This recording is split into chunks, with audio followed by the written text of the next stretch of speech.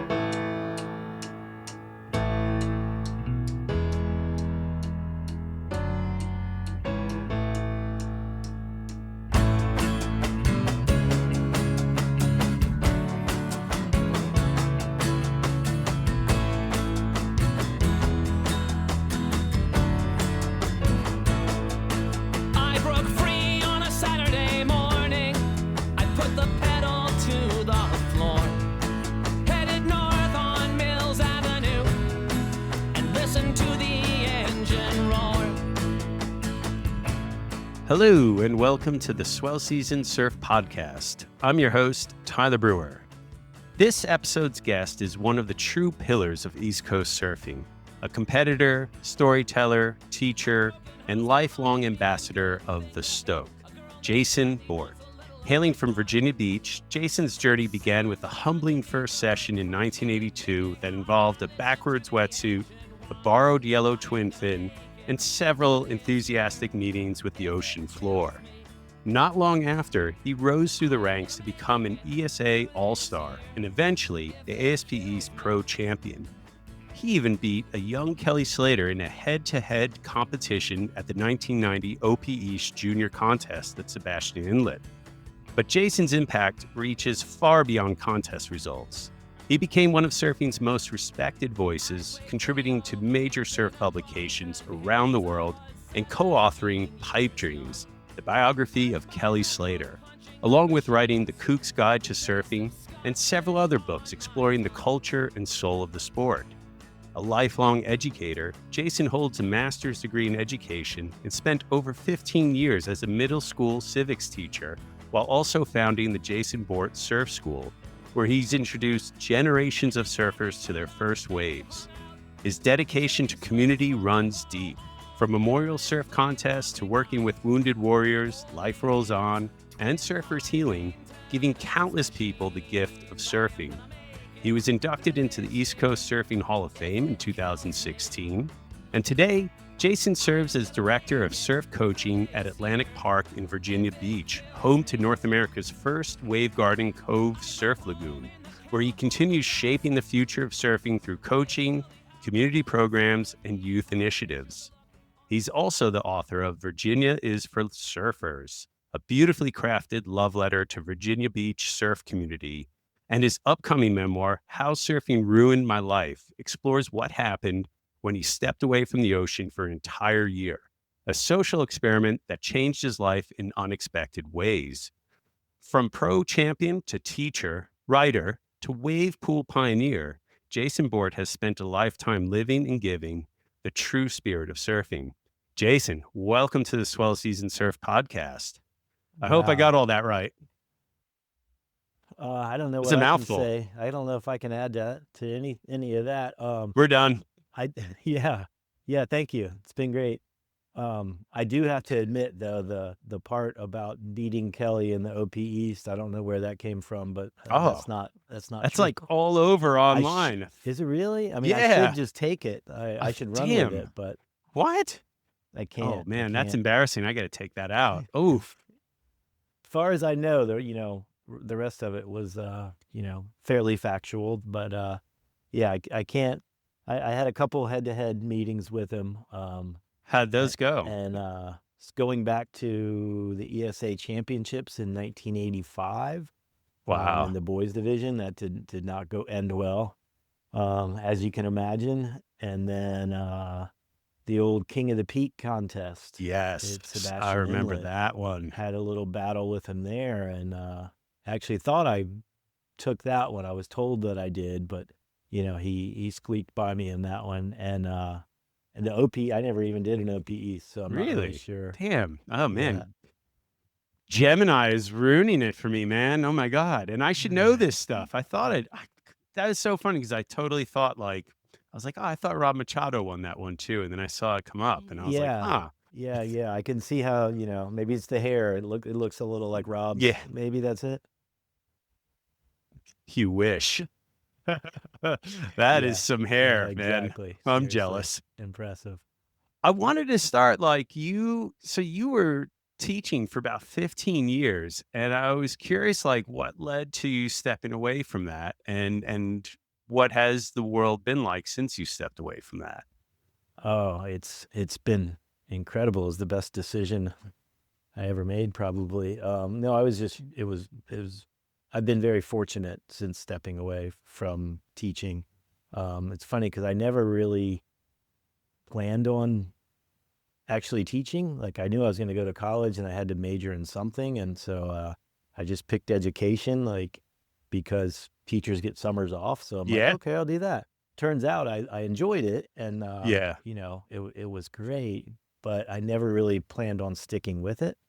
And after at 15 years, I'd finally gotten to the point where, you reach a point where it almost makes sense just to stick it out, for the yeah. retirement benefits and all that. And I had gotten to the point, I was teaching this really cool high school class for the last 6 years. It was like a maker space where kids could come in and create their own project, do anything they wanted, Wow. do a proposal, then work all year on building something, making a video game, building something, like whatever they wanted to do, and then do a TED talk at the end of the year about what they learned. And it was the coolest class What? ever. And I did that for 6 years, and then the state of Virginia decided to discontinue that course. And I had just gotten to the point where I was like, okay, I guess I can make it till retirement. And as soon as they got rid of that class, they threw me into an economics class, which I should not be teaching anyone anything about money.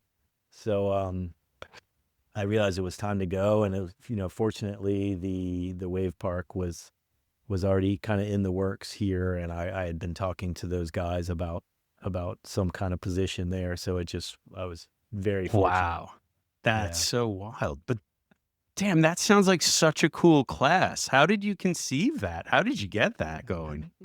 So I was teaching the middle school civics Yeah. class, like you said, and a friend of mine was friends with the principal at this high school, and this principal had been through several shop teachers, basically, over the span of a few years, and he read this book about, I think it's called What Schools Could Be. Incredible book Hmm. about this guy that went around to all 50 states and looked at different ways of basically running schools, and kind of found that, like, when you give kids the opportunity to learn about what they want to learn, but you Hmm. put all these parameters in there, they learn so much more, and they're interested in it. They have ownership, and they want to be there, So he just decided he wanted to create this class, and our mutual friend was like, you should get Jason to run it, because he knew I had, had surf camps and other businesses, and it would probably be something I'd be interested in doing. Um, and I jumped on it, and it was like, yes, absolutely. It sounds incredible. And I got to go in and basically create the course. That's I remember doing a tour once of like a Steiner school, and that was kind of like the whole thing was like the kids would have like a whole project for the year to work on, Yeah. or a semester or whatever, and they would have like a group one and then an individual one. And I just think kids learn so much better when Yeah. you're not being told, you're finding out for yourself, like you Yeah. just engage so much more. And like you said, there's ownership. Yeah. Yeah. And some of them just, want to work with their hands. And most classes, you can't do that. It's like you come in and the teacher has it on the board. We're going to do this, this, and this, where this was the opposite. So, like, if a kid is um, building a doghouse or whatever, he would look up, go on YouTube, how to build a doghouse, and he would create this list of directions. And so the kids would come in, and rather than going like, Mr. Borte, what are we doing today? I would be like, what are you doing today? Like, Yeah. pull up your list and see what number you're on, and move forward with it. So it was really cool. I was kind of more of a consultant. But that's like, I mean, that's like that must have been so rewarding for you to have watched that. Like, especially like, I imagine civics is a really engaging class in itself as well, and it's, Yeah. really important, of course. But this is like must Yeah. have been quite a departure for you. With civics, so we have in Virginia, we have these SOLs, standards of learning, which, I mean, you guys have something comparable Regents probably, exams or something like that. where Yeah. every grade has certain tests that all the kids have to pass. And like with civics, it was, I did my best to make it fun, and I feel like I did, but it's like I'm packing the kids' heads full of facts just so they can pass a test at the end of the year, and then Hmm. toss everything they learned in the trash on the way out the door. And it's like, they don't retain any of it. Yeah, my kids were passing the test. I was doing well, I guess, in that regard, but it wasn't, it wasn't very rewarding. Whereas Yeah. this, like when I got to create this class, it was like in the beginning, I invited a bunch of local business owners that I know in Virginia Beach into Mhm. my classroom before school started. And I'm like, these are people that hire dozens and dozens of teenage kids every year. Mhm. And I'm like, what are you seeing among kids? What are the things they're really lacking in? And all of them said kind of the same thing, which was problem solving skills and communication skills. Mhm. So I incorporated those things into what we were doing. And so like with creating a project and figuring it all out kind of on your own, you're getting those problem solving skills. I'm sorry, I got a jet flying It's over. all right. I live near JFK, so I get it also. We might get some over here too. Yeah. And then for the communication skills part of it, there was the TED Talk at the end of the year, but Yeah. also with the project, they had to have a consultant. So I know tons of people around. So like they're building a doghouse, I would call my friend who is a contractor and be like, you're going to work with this kid this year. He's going to show you his house plans for his doghouse, his materials list, his, everything. And so they would have to communicate with their consultant throughout the year. And it was rewarding for me, and it was hugely rewarding for them. I had some kids who probably wouldn't have come to school if it wasn't for that class. Did you get any surfers in the class as I well? did. And I did they had do any like cool surf projects? I had a couple kids built skateboards that was kind of cool. This one kid That's built a sick. foldable skateboard, That's like a epic. hinged skateboard. Um, and I had one kid build a surfboard. I mean, I Nice. say surfboard, I Yeah. very loosely. He got a blank. He went and bought a planer. At the time, I was able to let the kids go outside and work. It was kind of Hmm. before it got to where you couldn't really, have the doors propped open and all that kind of stuff. Yeah. And he was outside with his planer going at the blank, and it was cold out. He had a hoodie on. His Epic. hoodie, his hood got caught in the planer. Like he could have killed himself.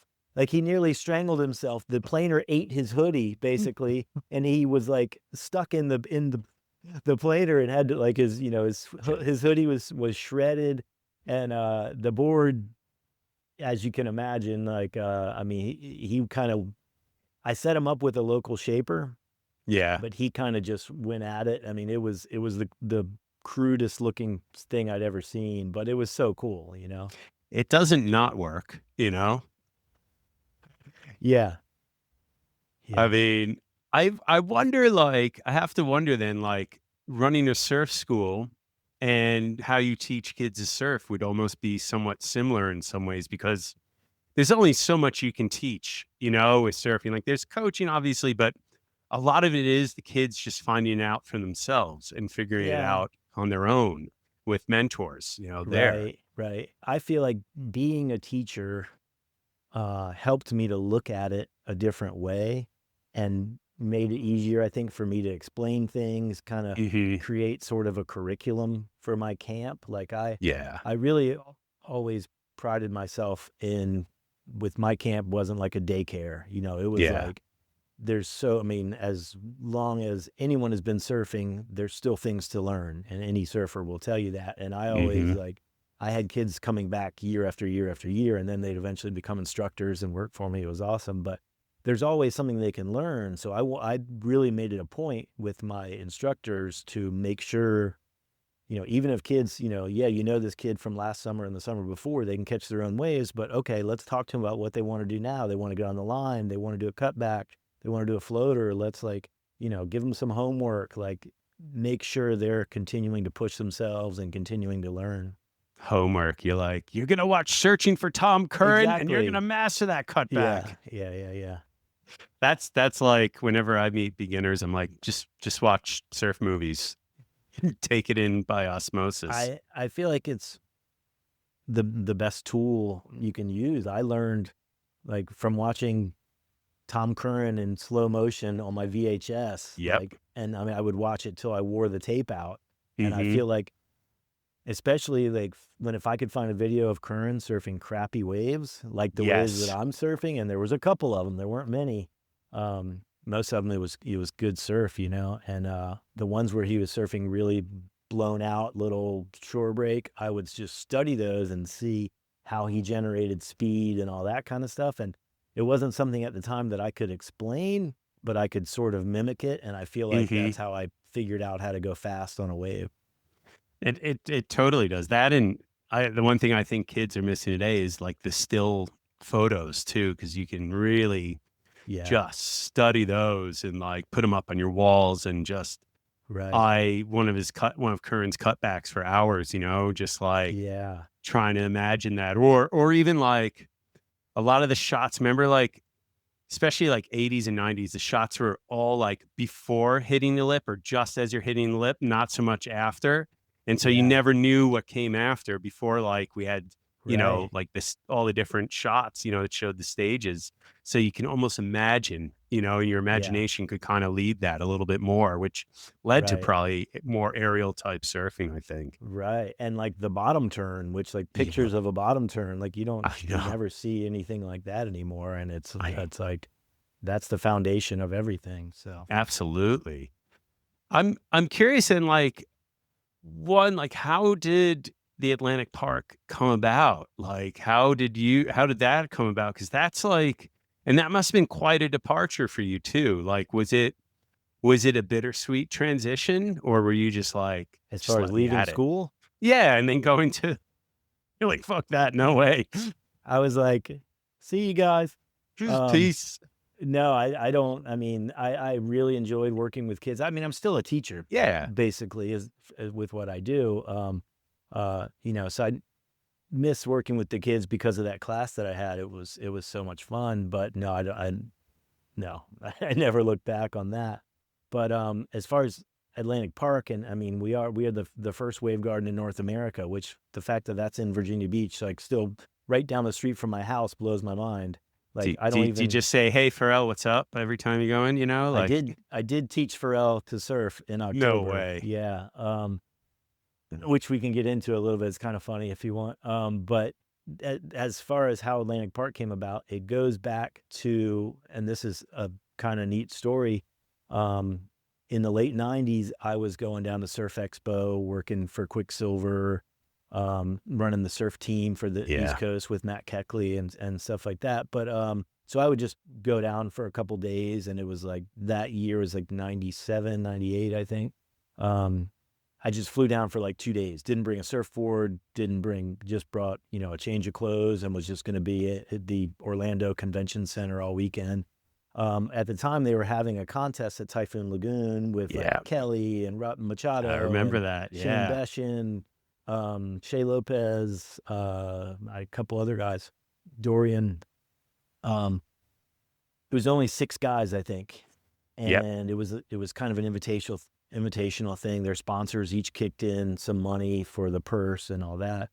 And the Surf Expo's in January, and it just so happened that year there was a huge swell headed for Hawaii, so they called the Eddie Aikau contest on Yep. hold. So Kelly had to like take off and fly to Hawaii, and I'm just walking around Surf Expo. I go to the Quicksilver booth, and they're like, "Hey, you're surfing in this contest tonight." Like, because I surf for Quicksilver on the Yeah. East Coast, and they didn't have anyone else, so they're like, "You're in." I'm like, "I don't have a surfboard, I don't have trunks, I don't have anything." So Good thing you're I at Surf Expo. I don't know where to find any of that. exactly. So I grabbed a pair of Quicksilver trunks off the rack. I went over to the Wave Riding Vehicles booth, picked out a surfboard. A couple hours later, I'm at Typhoon Lagoon for the first time. I had never surfed it. They're doing like a little warm up session. Just those guys, those 5 guys that are in it. God. And I'm already like, oh my gosh, I gotta go like surf against these guys. And it's like filling up. There's people, like everyone from Surf Expo is coming out. They're lining the entire pool. No It's pressure insane. whatsoever. And I missed my first wave. No. Like I get in and it's like a wave every couple minutes, and I'd never surfed it, didn't really know where to line up, wasn't sure how hard to paddle. And I missed my first wave, got to climb out. And I think I got one warm up wave and then they threw us out for the contest. But anyway, I got my butt kicked. But a kid from Virginia Beach was there at Surf Expo, a younger kid. He was probably 16 at the time. His name's Joe LaMontagne, and he was there just partying, whatever. But they're watching the contest, seeing a guy from his hometown surfing this wave pool in this big contest. And at that moment, it like was imprinted on his brain, like, oh my gosh, this is amazing. I want this in Virginia Beach. He ends up growing up, becoming a very successful local businessman. About 10 years ago, decides is successful enough to where he can get some people together and like try to get this wave pool thing going. And sure enough, he got in touch with the right people. They got the funding. They were gonna do the Typhoon Lagoon technology here, which I'm so glad they didn't, because it's a fun wave, but it's kind of a novelty. It's not a great wave. At the time that they were working on it, the Wavegarden Cove technology came out, and luckily they switched to that. And so those Wavegarden guys have cracked the code as far as putting an incredible, wave that has the opportunity for a lot of people to get waves at one time, in a tiny little place. Like, you'd be amazed how they have it just stuck right in the middle of the ocean front, surrounded by, tourist hotels, and it's a little tourist mecca, and they just plopped it right in the middle. God, I mean, when did it become reality for you and like the community there? I'm kind of curious, like, when did you think, oh shit, this is really happening? Yeah, because we've had that tempted to us here in New York numerous times. I know there's been a lot just since I've been working in the industry the last year. I've heard of places where they've been working on it for years with the city. They think everything's good, and then all of a sudden the rug gets pulled out from them. But here it was really kind of gradual. 2017, Joe that I was talking about and a few other guys, as they're putting a pitch together for the city, one of them has a private plane. We flew down to Orlando again to surf Typhoon Lagoon to get footage to present a package to the city, which was insane in itself. Like, I went to school, was teaching, got out like an hour early, went to the airport, got on a private jet, flew to Typhoon Lagoon, came back and was teaching the next day. It was insane. But so they put a package together for the city. They convinced the city it was a good idea, and then they would have these meetings like at the Virginia Beach Convention Center to like have people come in, give their public input, and it kind of just gradually built and built. And then they broke ground like maybe 2.5, 3 years ago or something like that. And even then it was kind of, it was still kind of hard to believe, it wasn't real to me until I actually saw a wave break in there one day, and I just happened to go up there for a meeting or something, and I don't think they were supposed to be even running waves at that moment, but I was just kind of sitting there on the side. It was middle of summer, super hot. And, just to get there, I live a mile away. I don't even drive a car. I gave my car to my son. I got an e-bike, and I just zip around on my little e-bike up there to work. But I'm just sitting in there, and I'm like making some calls, texting, and all of a sudden I hear this, and I look up and I see this perfect little right just peeling across the lagoon. And I was just, oh my God, I'm like getting my phone out to film it, and like all the workers there too. This was the first wave probably that broke, I imagine, because these guys were all freaking out, getting their cameras out and everything. And I think that's probably when it finally settled in that like this thing is real and it's a legit wave. What's your day to day like then there? Like, how does that, like, what do you sculpt there? What do you create in that space? So I am my main title is director of coaching. So I've hired all of the surf coaches. I work with Wave Riding Vehicles, who's responsible for the coaching side of things, as well as the rental room. We've Mm-hmm. got like 100 rental boards, wet seats, all that kind of stuff. So I'm in charge of staffing all of the instruction as well as the rentals.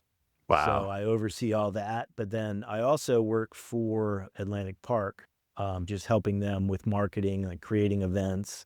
And just I'm there on the day to day. Like as long as my stuff's flowing with the coaching and all, I'm in my office there with the rest of the Atlantic Park team, and we're dreaming up what we can do. Like I've been just blown away with the events we've run in 5 months of Yeah. operation. It's like from surf contest, like a pro surf contest we threw together in a week, to a program that Pharrell helped with for underprivileged kids, just like a Billabong promo we did with Parco and a bunch of guys. And like, it was the coolest promo. I've been going to promos for ever since I started surfing. Yeah. And it's like, okay, they're not going to go surf Virginia Beach. It's knee high.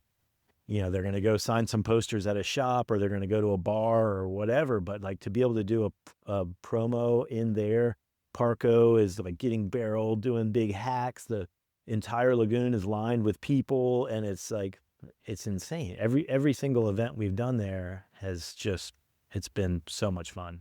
I remember once, like, Tom Curren posed like this thought idea of like the job of pro surfer not being so much about competition, but almost doing live exhibitions.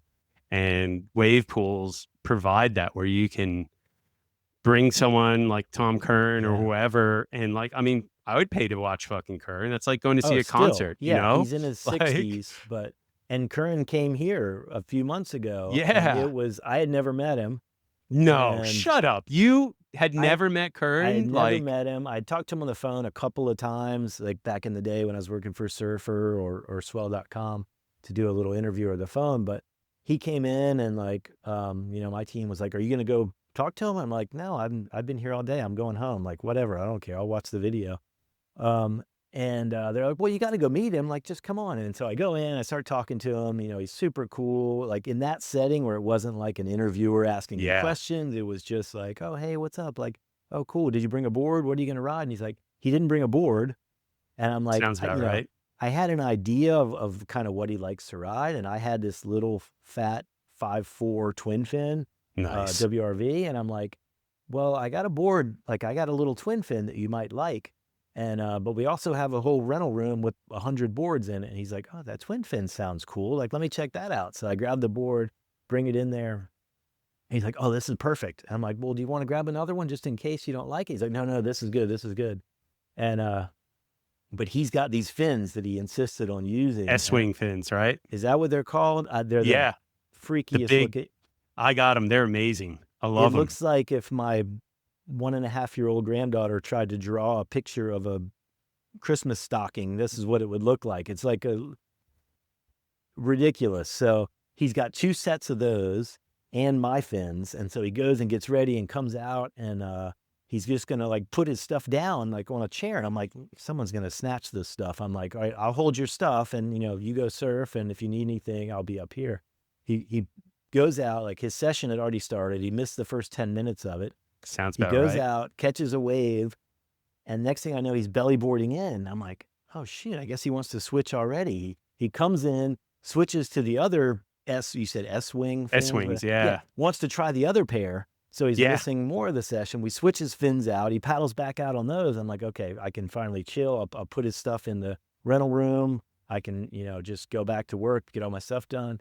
And I look up like 5 minutes later, and I see him coming in again, and he's like looking around because I'm not where I was when he left. He wants to switch back to the original fins. That, It was insane. And so it's like I find myself being Tom Curren's fin caddy y- for the day, which was like ended up being like the coolest thing ever. And, watching him surf was insane. Even at, 60 whatever years old, it was mind blowing. it's still fun to watch. I mean, he could go straight, and I would pay to Oh watch that. yeah. I'd pay to He watch him was go straight. You know? Yeah.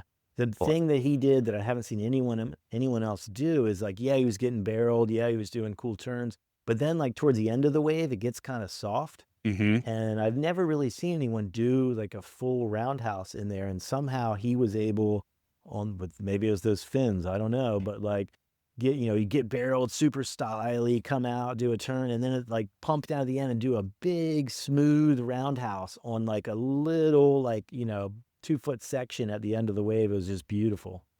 Well, you are forgetting he did shred Allentown in Pennsylvania that one year, True, which was true. pretty freaking tiny. I don't know how I know Tom Carroll won that event. Yeah. I don't know how Curren did in it, but He, yeah. he didn't do that great, but still, I've seen footage of it, and it's like Is that place crazy. still No, there? No, it's no. not. I've done research. I Mm. actually thought that would be a really fun podcast, like Oh my series, just to gosh. do the history of that park in Yeah. general. Now, That place is West wild. Laine got third in that event. Yes. I know that. And I mean, at 6'4" And he's a big guy. on those waves, like that's just I heard incredible. that like they would surf up to like the wall and then hang on to the wall to keep going on the wave and stuff, like Yeah. Wow. so then like with this wave pool, like do you think you're going to see, or are you already seeing a change in the lineup in terms of performance, how local surfers are? Do you feel like it's alleviating crowd or adding to crowd? It might be too soon to tell, but I'm just curious, like what the impacts are on the Sure. community in general with it. I don't go to the beach anymore, so I don't know. Oh Um, man, you got chlorine running through your veins now. it's amazing how quickly I got spoiled. And it's like, it's not just me. It's like, the people I work with are the same way. It's like, I have to make myself go surf in the ocean. Wow. It's like, the waves here are really bad. I mean, really bad. I'm Even from when the it's East Coast. good. I'm I familiar. know. That's what You I'm know? saying. Like the whole East We- Coast, it's yeah. like, it's the same thing. It's like, even when it's good, it's really not that good. We have Hatteras, yes. Yeah. So you can spend an entire day going down to Hatteras and hunting for the entire day and maybe hope to get a barrel or two, or, you go to the surf park and, go in for your hour and you get a dozen perfect barrels. But as far as the impact on the lineup around here so far, it's hard to say. I mean, it may still be a little premature to say that, but I know that when I'm in there, it's such a completely different setting. Like the atmosphere is so positive. It's the happiest place in town. And I see people who I have just loathed for 30 years who paddle out and paddle out on a longboard and stomp up and down and catch every single wave and paddle circles around you. That person comes into the wave pool and it's like, you're getting in line, you're taking turns. And it's like, I actually work with a guy there who is that guy. I would avoid him at all costs in the ocean. And I see him in the lagoon and it's like, we're best friends. It's insane how the whole atmosphere changes. It's like people show up and you're not like, oh, okay, this guy's going to get all the waves. It's like, oh, cool, this guy's in my session. I get to see him surf. Like we take turns. It's such a complete different mentality. And when the ocean, I don't know if it's going to have an impact as far as, I think performance-wise, absolutely. I don't see how it can't. It's like we don't get opportunities to practice and learn stuff. So to be able to get the repetitions in there, the video replay as you're paddling back out, it's like That's crazy. The performance level is just gonna blow up for sure. I think what's great about the wave pool experience is that it's like a skateboard mentality. You take away the scarcity mindset that we have, and it's like, I mean, I did the Bristol wave pool in the UK. We did 2 sessions and, they do like 12 waves a session, I guess, 12 sets. I got to set 10 and I wanted to throw in the white towel. Like I was shot. I mean, we were wearing 5 mils, but I was exhausted. I was so tired. And they're like, oh, you got a few more. And I'm like, no more. I'm done. I want to go in. Right. Your That's fitness must be like some like peak right now in some ways. Yeah. When I first got in, like I was lucky enough to be asked to do some of the wave programming in the beginning, which Yeah. meant that for 2 weeks I had to surf for like 8 Shut hours a up. day. And I went from, June in the East Coast where I'm Yeah. like, if I go surfing, I'm riding my 11-footer, just Mm-hmm. cruising, and I'm only doing that once or twice a week, to all of a sudden like turn after turn after turn, paddle back out another wave, paddle back out another wave. And it's like after a couple weeks of that, I feel like my fitness level definitely went up. But I was in no sort of surf shape before, and it gets you. It's such a good workout. It's insane. Like you said, an hour is an incredible workout. It's crazy. And I'm also curious, like, are you thinking of new ways of running contests? Because like Oh, totally. I feel like the regular surf format doesn't fit the wave pool or is It not as really doesn't. entertaining. And Right. I think there's so many new ways to explore it. And I'm curious, like, if you guys have started planning that. Oh, from the first week we were open, the first event we did. But I have seen that the Wavegarden in Korea, I think, ran like a WQS event, which was very Yeah. standard, and Yeah. kind of boring, I think, Yeah. maybe, Yeah, it's like totally. when everyone's getting the exact same wave, it kind of takes a little bit of the excitement out. But we did, so the week we opened August 16th, ECSC, the East Coast Surfing Championships in Virginia Beach, the longest Yeah. running event in the world now, That's right. That's was crazy. going on. So there was a bunch of pros in town, and we decided we're going to throw an event. So like in a week, we threw this event together, the Chlorine Clash, and we had 8 men, 8 women. And I brought in the format that they used in that Typhoon Lagoon event that I Mm, did in the 90s, where it's man on man. If I'm surfing against you, you yeah. paddle out, I ride a wave, you ride the next wave. The judges hold up a thing with the color of the person who won that exchange. So it's Mm, like, there's no I like scores. that. It's like somebody wins that exchange, you paddle back out, you have another one, best 2 out of 3 in the first round. Whoever wins 2 waves advances to the next round, semis, and then you go to the final. And then that's like best of 5, but like with a huge crowd. That format was so cool. I was so nervous because I suggested the format. No one had ever heard of doing it like that. And so I was kind of like, in the beginning, I'm like, oh, this is going to be so cool, so cool. But then we get close to the event, and it's like I'm seeing all these people come in, and I know that it's all on me because I kind of set up the format. And I'm like, oh my gosh, like I felt all this pressure. Like, what if it doesn't work? And what if people aren't into it? But it ended up being so cool. It's such a neat format. Takes, who cares if someone got a Yeah. 7.25 or a whatever? It's just like that person won. It's like, well, it's got that natural selection kind of style where it's like, someone's dominating a session, right? Like, Yeah. how many contests have you watched where someone was dominating, but because they didn't get that, especially in the 80s or 90s, they didn't get that fourth wave, Right. or Right. whatever, but they clearly were like the performer of the heat, like that. Yeah. Their aura, as the kids like to say, was glowing. Yeah. So we ran this event in 2 hours, It's the so whole thing. perfect. And it, like, to run a regular, standard format event would take 5-6 Yeah. days or something if you had it open to a field of, whatever, 96 or something. So to a small format and a different kind of a judging system was really cool. We're going to keep doing I that think a event. game of horse is like going to be a really fun format. Yeah. I think I heard something about that today. Well, it'd be a game of surf or something Yeah. rather than Yeah. the horse. But like, I think we might be doing the Stab High event in May, Wow. and I think they might do some kind of like a game of surf in as the lead up to that or something. That builds so much tension, like when I Yeah. watch like the contest in Abu Dhabi or a surf ranch, like Mhm.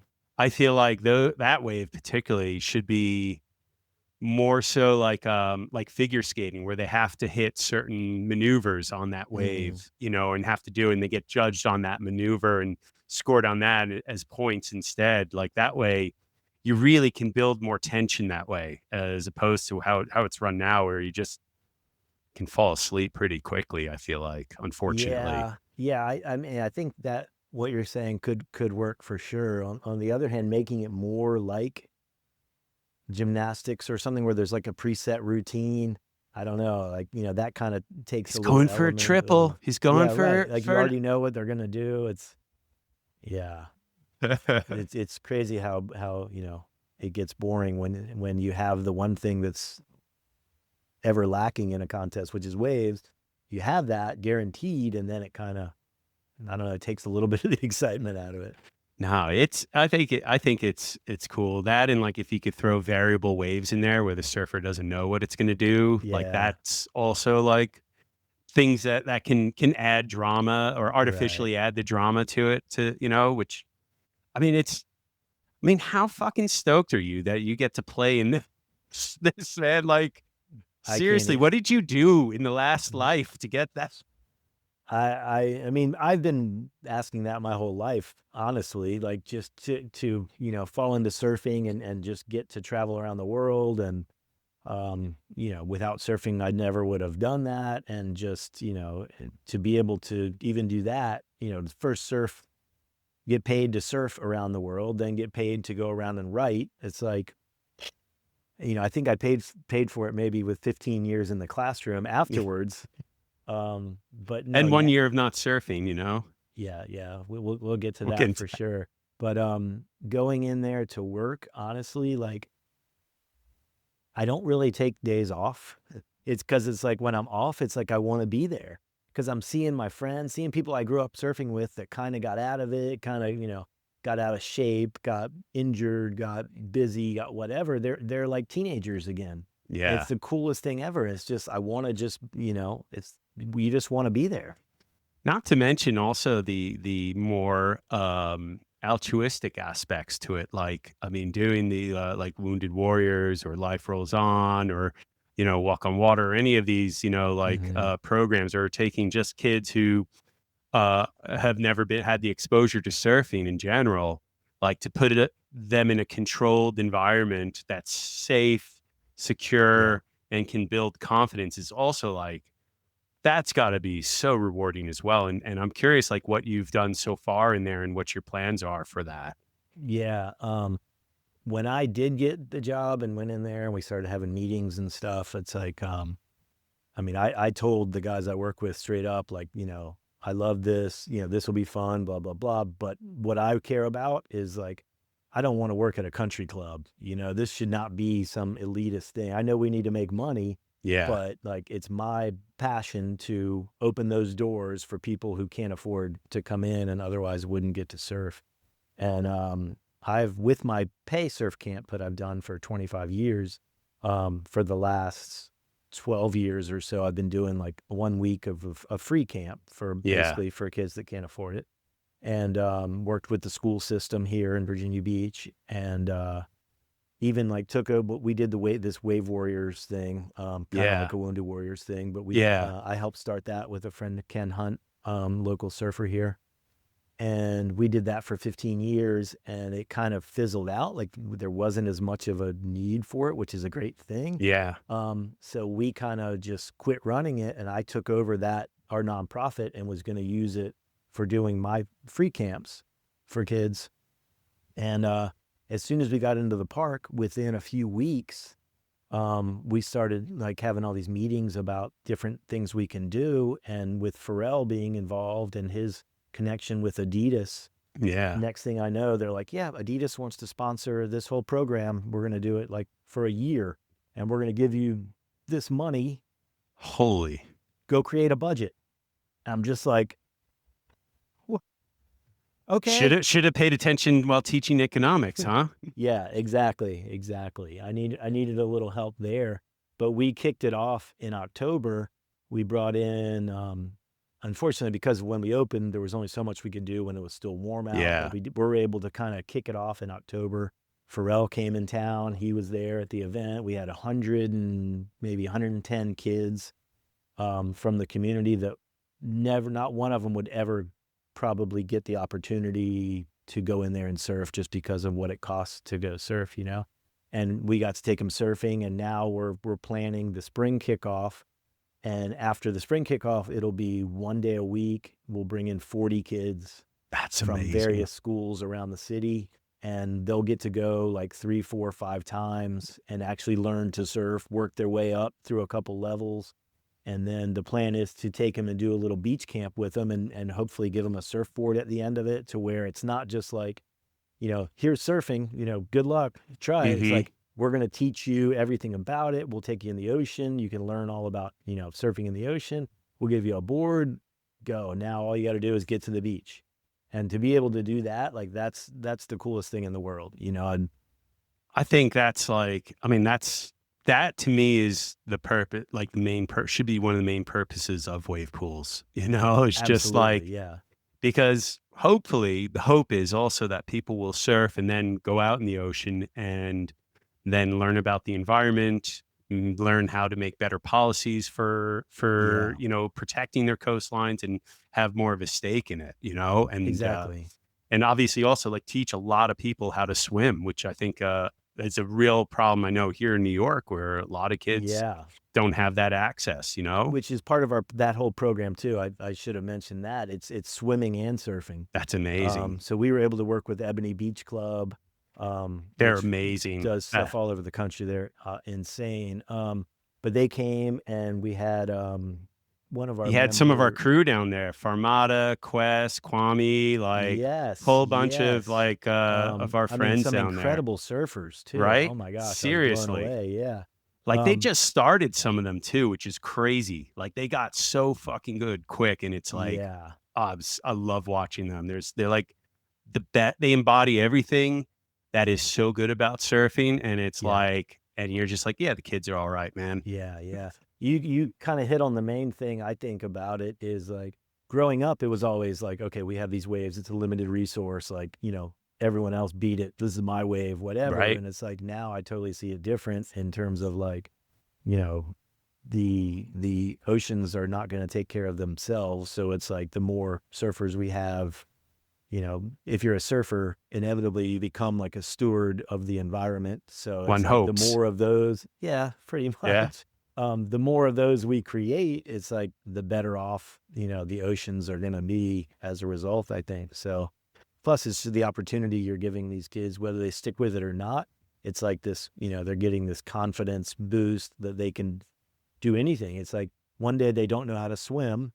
A week later, they've had swim lessons, they've learned to surf, they've come back a couple times, and now all of a sudden, like they just view things totally differently. I'm going to throw an idea out there.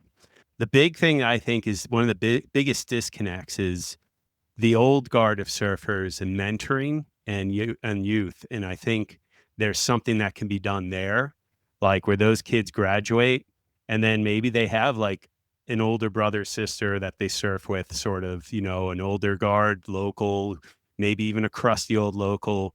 But it's like, one, you're helping them, the older guard, but you're also helping the youth, and you're bridging that gap. Because that to me is what I see a lot of the problems like in the lineup is like there's a disconnect with all the newer surfers and older surfers. And like, the older surfers have been overwhelmed by so many newer surfers, and it's harder to connect sometimes. And I think that's the way we're going to keep the culture alive and also keep all of it kind of moving forward in a positive way. Absolutely. Yeah. I mean, I would consider myself one of those crusty old surfers, at least, until fairly recently. Well, I want to jump back in time then to that first surf in 1982. How did you come across this yellow wetsuit and twin fin? Like, and did your parents introduce it all? Was it your brother? Like, I'm curious, like how you got kind of roped into this. My parents never, my dad somehow came across a longboard and we had it in my backyard. I don't think he ever used it.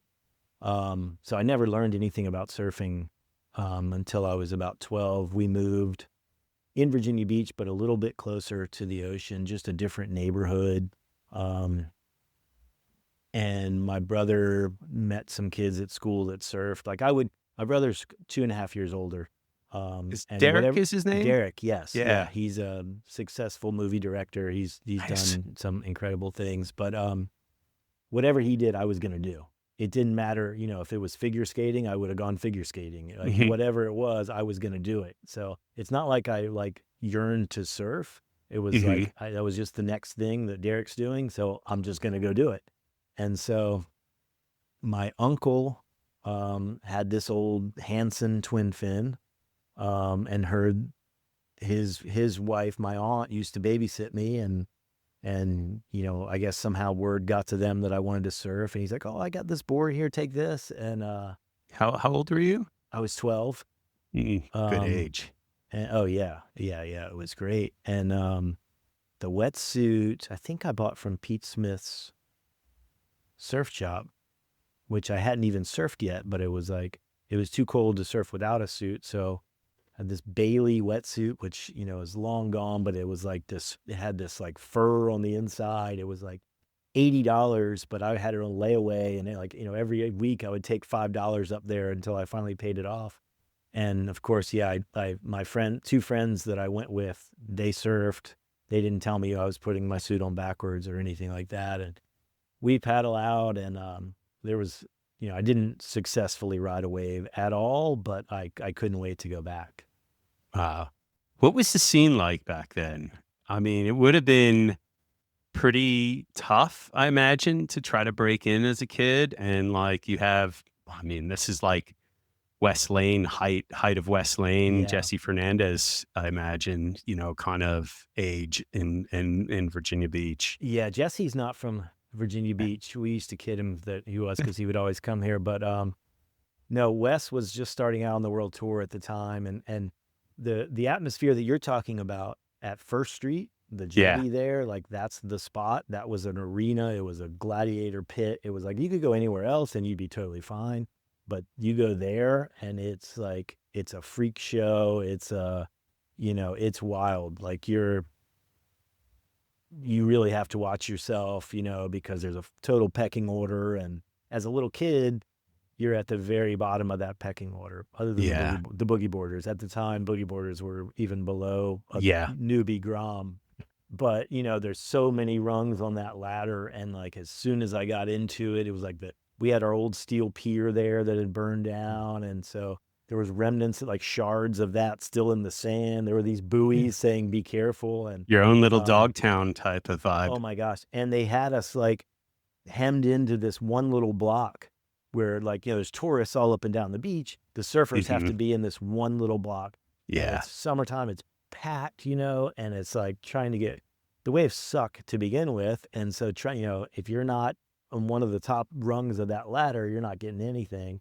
But just the characters out there, and it was the Wild West, it was just paradise. Like it was the coolest thing ever. Who were you scared of most out in the lineup back then? I was I was a total smartass, first of all, and but I knew just as far as I could take it, and who I could talk to and who I couldn't. So it's like I always kind of towed the line, and I'd go out with my friends at dawn to be able to sit on the peak and catch some waves. As soon as anyone paddled out, they were higher up than me, so I would move down a little bit. More people came out, I'd move down a little more, and there wasn't I feel like everyone was really cool because I was a little kid. Yeah. It's not like I was not even really a teenager. If I was a teenager or an adult getting out there trying to catch waves, then it's like, whoa, buddy. But as a little kid, it was kind of like, yeah, go kid, so it wasn't, I wasn't afraid of any of the people. I just kept my distance. I knew to stay away. Lucky you, because I was 12, but I looked like I was 17, so they didn't. It was like, the fuck are you? I'm like, I'm just. What are you doing? Oh my gosh. I'm curious, you'd mentioned somewhere that you picked it up really quickly surfing. You got pretty good fast. And you won the next year, you won your first surf contest, if I remember correctly. Yeah. And I'm curious, like, were you always competitive? Did you always have a competitive attitude to life in general, or did surfing help spark that? I think, having a brother a couple years older than me, it was always trying to keep up with him. Mhm. I did, football, baseball, I did karate, and it was like kind of competitive in those things. I wouldn't say I was overly competitive. Mhm. Um, I think with surfing, part of it might have been that I would finally realize I could be better than my brother at something.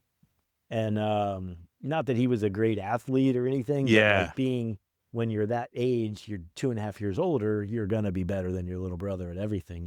So so just doing the little ESA contests, it's like that was everything. You're up, Yeah. you can't sleep, you're excited about the next day. So it's like the competitive juices are flowing. You want to beat your friends, and like so as soon as I saw a little bit of success there, I think there was such an obvious path. It was like, the local ESA contest, the Mid Atlantic regionals, the East Coast championships, and it was like you knew exactly what you had to do, and it was like just like the pecking order at First Street. It's like, okay, I got to get past all of these guys, and I'm just going to start chipping away at it, and it's like just became the only thing that mattered in my life, which is kind of scary. Well, I mean, we'll dive into that. I mean, did you be getting good so quickly though? I would imagine that would make you feel, it would probably inflate your head a little bit. Did you ever feel like that? You got a little bigger than your britches, and like, how did that, who kept you in check then besides your brother? And were there other locals that you like looked up to as well? Oh, absolutely. There's a whole crew in Virginia Beach that like, I could be a smart ass with the, kids my age and all that, but I had full respect for all of the guys who were, then teenagers, but well, Yeah. Wes and all of Wes's cronies. And then like, there's John West, Joe Strickland, Ken Hunt, Brad Beach, Pete Smith Jr. I don't know if you are familiar with him, but he was, his dad kind of did a lot for surfing around this area, and then had his Pete Smith surf shop here. But Pete Smith Jr. is a couple of years older than me, and when I was getting into it, he was incredible. He was Wow. the best surfer I'd ever seen, and it was like, he was the next Wes, basically the most beautiful style you've ever seen, but just totally ripped. Um, and so all of those guys that are a few years older than me, they're not going to let some cheeky Grom get out of line. So when they're around, I had to watch myself. Otherwise, it was just total smartass. I'm curious, like, your parents didn't surf, like, were they supportive of it? Did they understand it? Like, I'm curious, like, how their Yeah. response is. I'm always curious how the parents respond to surfing with their kids, 'Cause Right, right. it's thrown up, and like, it could be really great, or it could be like something you're railing against or rebelling against. Yeah, because still at that time, surfing was nowhere near where it is as far as, It's in peak society, Spicoli. Oh, totally. Yeah, that came out, I think 82, which is like Yeah, the year exactly. I got into it. And I was as far as I could possibly be away from the surf speak, the dude, like, Mhm. yeah, I just, to me, it was like, insulting, so to me, it was always a compliment if I met someone and they didn't know I was a surfer, like they couldn't Mm. tell by talking to me. I don't know why that is, but I couldn't stand that. I love Sean Penn. Jeff Spicoli is Of hilarious. I course. love the movie, but I just like could not be like that. But my parents couldn't have been any more supportive, which is funny based on how surfing was regarded then. They really were like, whatever you guys want to do, you Wow. do it, and we'll support you. And my mom would sometimes let me skip school. My Wow. dad, he had like one of the old video cameras that, shot straight onto the Betamax Yes. video or whatever, and he would come down there and shoot. And they let us go on trips, and like, I mean, unbelievable the stuff that the support they gave and what they let me get away with. Well, I mean, like, sounded like, particularly like teenage years for you, you got to go to, national contests with some interesting characters, to say the least. I mean, you got to be hanging with Jeff, with Matt Keckley and, that whole crew, going to Yeah. like nationals in San Diego and stuff and having good times, I imagine. Like, when did you feel that maybe surfing and competitive surfing could be something you could do? I know like you got like a sponsorship that helped, but I was curious like if you could recount that story. Hmm. Um, I'm trying to remember if there was actually a moment. I guess it would probably be that East Coast Championships when Yeah. when I was in the boys division surfing against Kelly man on man, and just he was 13, I guess, at the time. I was 15, but everyone in the world knew who he was already. Yeah. And just it was the like the man on man thing where the two people that like I won my first two man on man heats, he won his first two man on man heats, to where like I'm now going to surf against him to see who goes to the final. And it's like I think that might have sparked something, just having heard of him for years, and then just the fact that I could be in a heat with him at that magnitude. Like, I didn't have a chance of winning.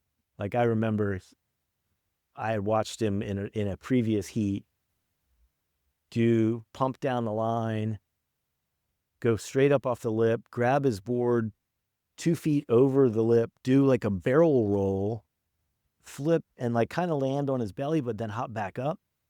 And I'm like, oh gosh, I hope he doesn't do that in my heat. Sure enough, he's like a shark out there, just paddling circles around everyone. He's always been like that. First wave, he gets the wave. I turn around, I see him just whack. And then from the back, I see his board come straight up, upside down, flip over. And then I see his head pop up and he keeps going down the line. I'm just like, game over. But, from that, I made it like, I was picked to be on the ESA All-Star team, got to go to California, surf against the West Coast All-Stars, and just being in that few days in Ventura where the whole ESA All-Star team was together, and it was Kelly and it was Sean and it was, Bruce Walker was there coaching and videoing. Legendary. And just like to be among all these guys that like, I knew like, okay, those guys are going to be pros. Like, I'm like, competing with those guys, and like, I can kind of hang with them. Like, maybe. Apparently you took out Taylor Knox, That was a personal vendetta, I think. Not that I have anything against Taylor. Explain. He's Go on. One of my favorite surfers of all time. Of course. I love, when I got to cover the tour, he was always the guy I wanted to see win. But when I was, I guess, 20 years old, I got sponsored by OP for a little bit, and they were throwing How good did that feel, by the way? How good did that feel? Hydrolite and all? Oh, all of it. It was insane, other than when they brought me into the warehouse and they're like, okay, pick out some clothes. And oh my gosh. Like, oh gosh, this stuff is hideous. Like, I don't want anything. You don't want the Lycra board shorts, the actually, biker shorts? The one thing I got that I ended up using more than anything was a pair of orange nut huggers, Hydrolite nut huggers that I had for like 20 years after that I would wear as a joke. Ball rash be damned. Yeah. Anyway, the Taylor thing, Taylor surfed for OP at the time too. And he was, for very good reason, making a lot more than me. So he was like their new West Coast guy. I was like their new East Coast guy. So like I was out doing like the, Bud Tour, PSAA, or whatever they were calling the domestic national tour at the time. And I had a couple events where I came up against Taylor in the, whatever round of the event. And I'm like, he had a target on his back for me, because it was like, okay, OP, like, yes, I realize, he deserves a lot more money than me because of whatever, but like not for this 20 minutes. And I don't know, went into some other zone and like was able to take him out a couple times. Did you ever reflect on that heat with him after that as you guys gotten older? Does he know about that? Is he going to I hear don't. this and be like, I didn't even know that? Yeah, he probably has no idea. He was. That would be like I might beat him. He'd get second in that heat, and then I'd get Yeah. put out the next round, and he'd keep going to the finals. So to him, it was just like whatever. He was going all the way till Sunday, and I was, flying home on Friday. I mean, that must have been quite an experience being on the Bud Tour, the PSAA Tour, the Professional Surfing Association of America, for listeners who aren't initiated or are a little too young. But like, that must have been I think that was probably one of the greatest, that was like one of the greatest things to happen to US surfing. I mean, that really helped build the foundation for the momentum generation for the US to dominate through the 90s. And like, it really was like something really important that I think, lacking a lot of now. And, not only that, they also had the ASP East as well. They had all these like micro tours, but there was no shortage of contests even with that. And I'm curious, like, what that was like being on the Bud Tour, because I've heard lots of stories of people being on the QS or the World Tour. Talked to Jamie Brissick many times about the shenanigans that would happen, but I've yet to really talk to people who've been on the Bud Pro Tour and what that was like, because it sounded competitive, but it also sounded like kind of wild too, from my perspective here in New York. Yeah, I know there. Yeah, at every stop there was definitely a whole scene, which I was that was not really my thing, so I steered clear of a lot of that. But yeah, having that opportunity was insane, and like you said, a lot of that momentum generation, those are the guys that I was competing against. As they're working their way up, it was like pre-momentum. But you also had then the older guys like Jim Hogan, Lambrisi, and all, you had guys who had been on the tour, but didn't want to travel around the world, but were happy to stay, Right. domestic, which was quite a cool mix. Like, that Yeah. really must have been like pretty fucking intense in the water, I imagine. It was unbelievable. And there was no priority. You- So you're surfing a 4-man heat with these world tour guys, like older world tour guys. They're, Yeah. they really need the money. Like they are going to out paddle you, no problem. And like if a wave comes in, they're catching it, guaranteed. One thing that stands out about that tour at the time, I made a few like quarterfinals and stuff. I wasn't like, winning anything or getting to a final, but they had a heat winners pool. And I was typically starting up from like first or second round of the event. And there's like a dozen or so rounds of competition in those things. It's not like just 4 or 5 rounds. No. And every time you won a heat, you'd get like $100 or $150. So I Wow. could, like the year Kelly won Trestles, like Yeah. when they were making 1990. his video. Yeah. I surfed in that event. It was the best Trestles I've ever seen. It was like, 6 to 8 foot, beautiful sheet glass all week. And I started in the first round and I made it to like the second round of the main event, I think like just before the quarters. And so like, I don't know if I actually made any of the prize purse, but like the heat winners pool, like I probably made $1,000 and I got to surf perfect lowers like 6 times. That's It was, incentive it right was there. incredible. Yeah. That's kind of like mixing a little bit of the skins kind of format to that, which I think is really cool. Like, Yeah. I think it that'll was a motivate you. way like they saw that like, okay, we need to keep these bottom tier guys interested. So let's like throw them a little money and make sure they keep, coughing up their entry fees. I don't know, but that was insane. And then the ASP East started just right when I started surfing professional, and it was, Wes was just coming off the world tour. So, he was still super competitive. Keckley. And all the guys that came up just from the Virginia Beach side, Keckley was Yeah. kicking all of our butts, but from the Virginia Beach side, you had all the guys that kind of grew up in Wes's shadow who are now like, 18, 20, 22, and we want to surf pro contests. And so It's like we would meet at WRV Friday afternoon. We'd all hop in the WRV van, 10 of us.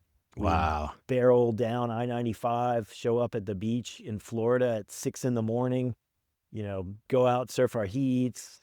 We'd all lose. We'd have to watch Wes keep going through more rounds. And then gradually through the years, that kind of changed a little bit. Yeah.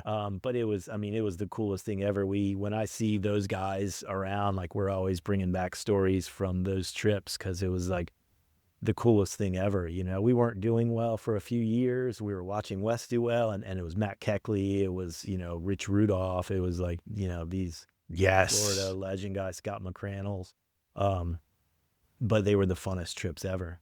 God, I mean, how many times you stop at a Stuckey's or south of the border? I mean, I imagine they're picking up lots of fireworks along the way. Well, the funny thing it was with Wes at the helm, and Wes was always at the helm, and he could be. Did he ever do Faces of Death with you guys?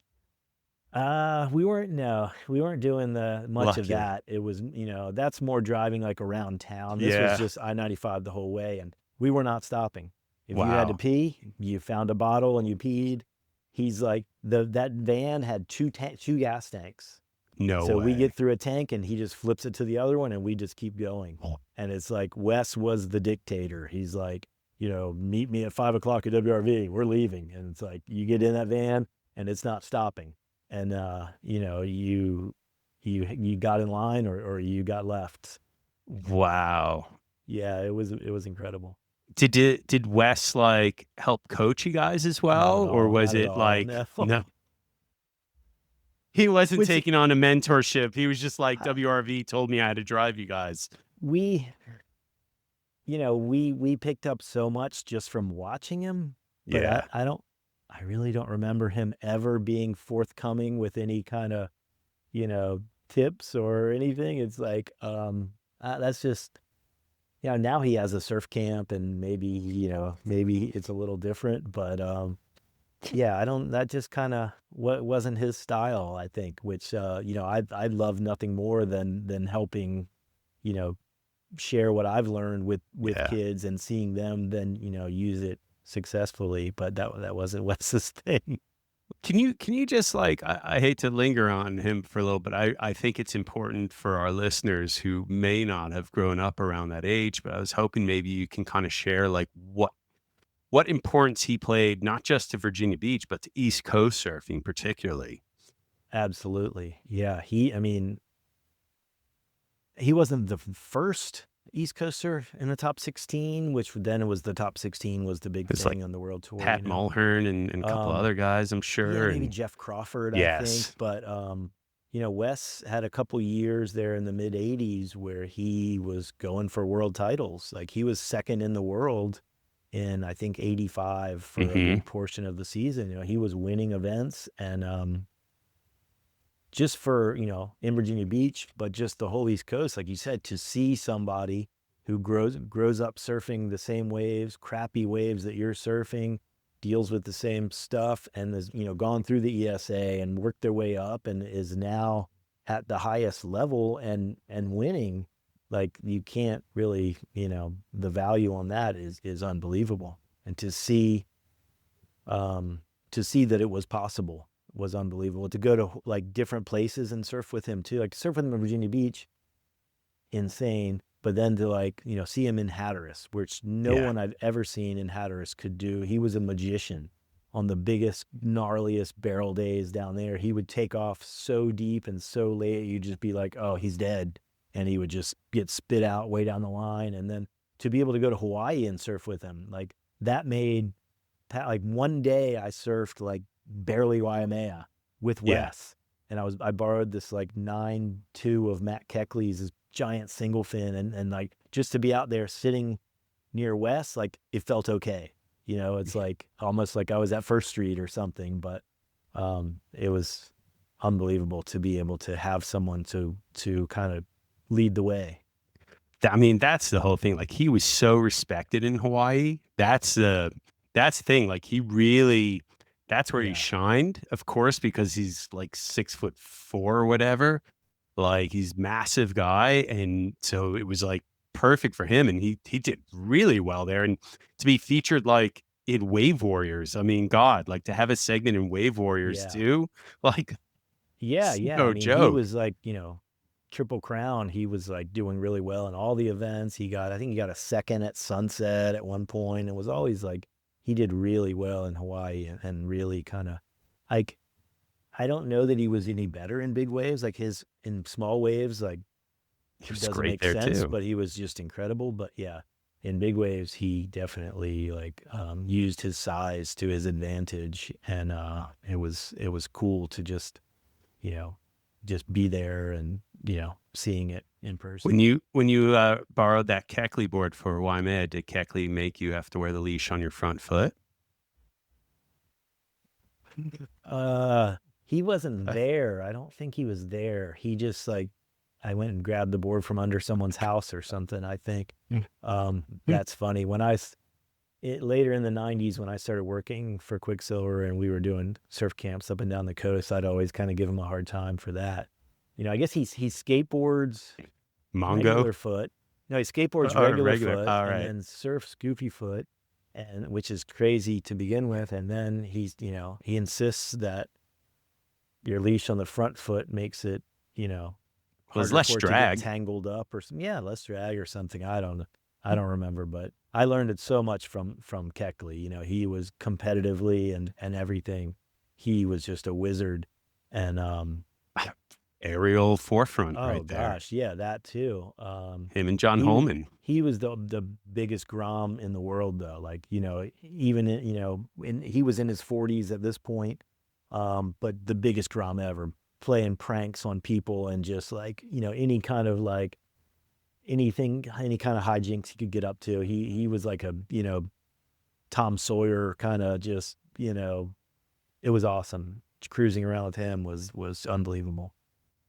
Now, I want to ask, like, then how did you transition to writing and writing about surfing? Like, where had you like enjoyed writing before when you were in school? Was that something that you kind of always kind of gravitated towards, or was this something where you started to realize I'm not going to be able to do this for much longer as a pro, and I need to find some other way to keep it going?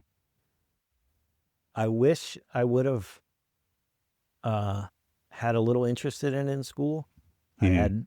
I didn't really have an interest in anything when I was in school, except like, Surfing. joking people or like being a smartass to my teachers and that kind of stuff. But I did find that when I did have to write something, I could Hmm. wait till the last minute and then just kind of whip it out and get a good grade on it. And but I never really put it together that like, oh, this is kind of fun, this doesn't really feel like work. And um even like when I started going to college, it was just like I just knew I was going to go to college. I had no idea what I wanted to do, and so I was just like taking whatever classes. And um, How old were you when you ended up going to college?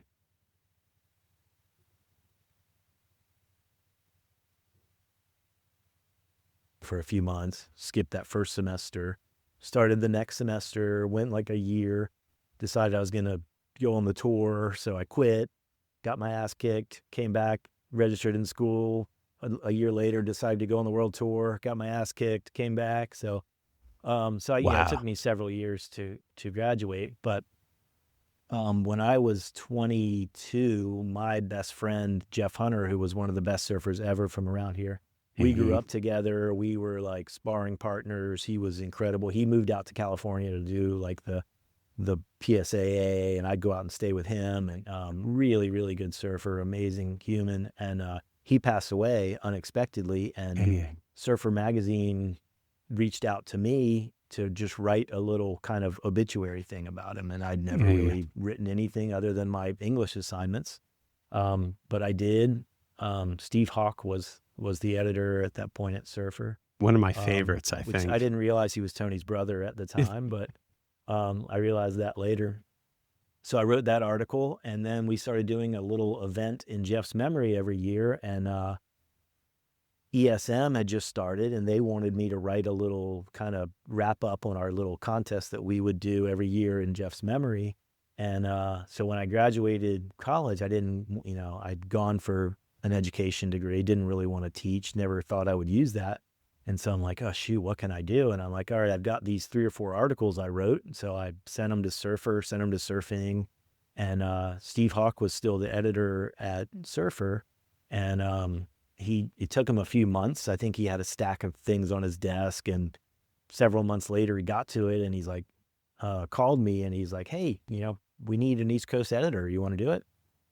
So I kind of just fell into it. Like I wish I had some training in it, in college or something, but it wasn't something I ever really thought about doing. So my training was reading Surfer magazine from cover to cover, especially anything that Derek Hind wrote. Yes. The Dave Parmenter wrote or Matt Warshaw. It was like, I would just read it backwards and forwards. And, I don't know. God, I tried so hard to write like Derek Hind in high school. Like I went to school for writing and like I tried so like I remember doing like for one of my school projects like a New York surf magazine, and I wrote like a whole contest recap of like ESA contests in New York, and it was shit. And I was like trying to totally do the theatrics of Derek and like because it was just he made it feel like a gladiator pit, his stuff the contests.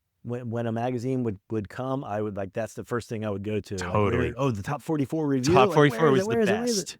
Oh yeah, he was unbelievable. And then to actually get to go work at Surfer magazine. Actually, the first time I went to Surfer to meet with Steve, we went out to lunch or something, and we came back in, and there's a poster of Tony like on a desk, and we stopped, and he's like, oh, it's like a poster of Tony doing a big air or something, and he's like, oh, that's Tony, and kept walking.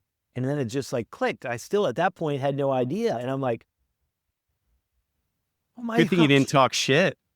Yeah. Yeah, he's okay. Right. But I mean, he was the best editor, the best boss I ever had. Like he taught me so much. It was never like, ask. I wouldn't send something in and he would just edit it.